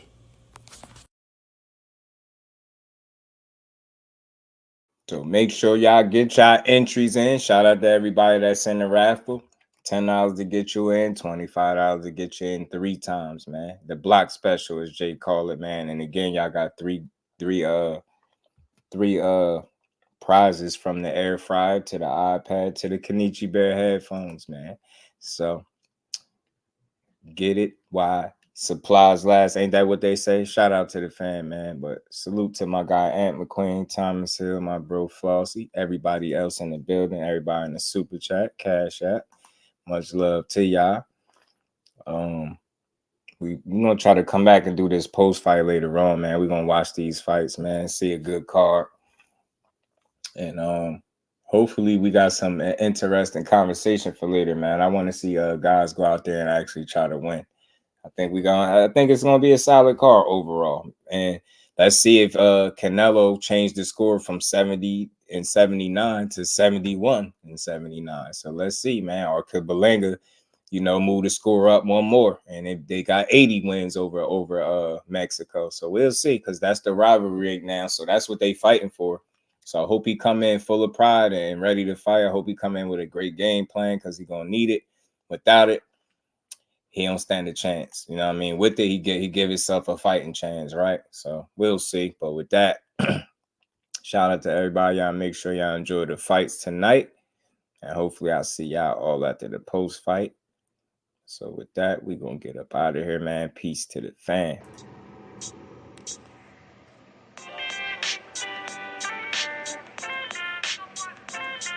Yo, you know the deal. We back again. We never slacking. Word 'em up. Ladies and guys, whether if you drunk or you high, it's time to pay respects to the illest man alive. If you think you got a point, he'll shrink you down to size. And from there it's downhill like a slinky or a slide. Open your eyes, got a deep connection with the rise, so you might see them jump in whenever they go live. Peep it, this channel blowing up now, it's not a secret, with tons of exclusive interviews to listen to. Them other channels I hate, but yo, they missing clues. They start narratives, sip the goose and twist the truth. It don't take a rocket scientist to get the proof. Just click the live at 4 p.m. Eastern time. But when you chime in, make sure you keep it kind. But if cowards want to debate, then it's feasting time. My man Jusdu shine busy all the time.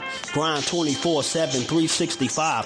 Videos he might have 365. My rhyme sick, they make you do a 365. You get a rich if you think you fit to survive. It's Jusdueboxing, time to click the live. Ain't no beginners, if you soft, you ain't down to ride. I crush you, respect too, it's Jusdu. He got the illest boxing show on the internet. The boy been a threat and he ain't even had dinner yet. Word 'em up. Yeah. You know what time it is.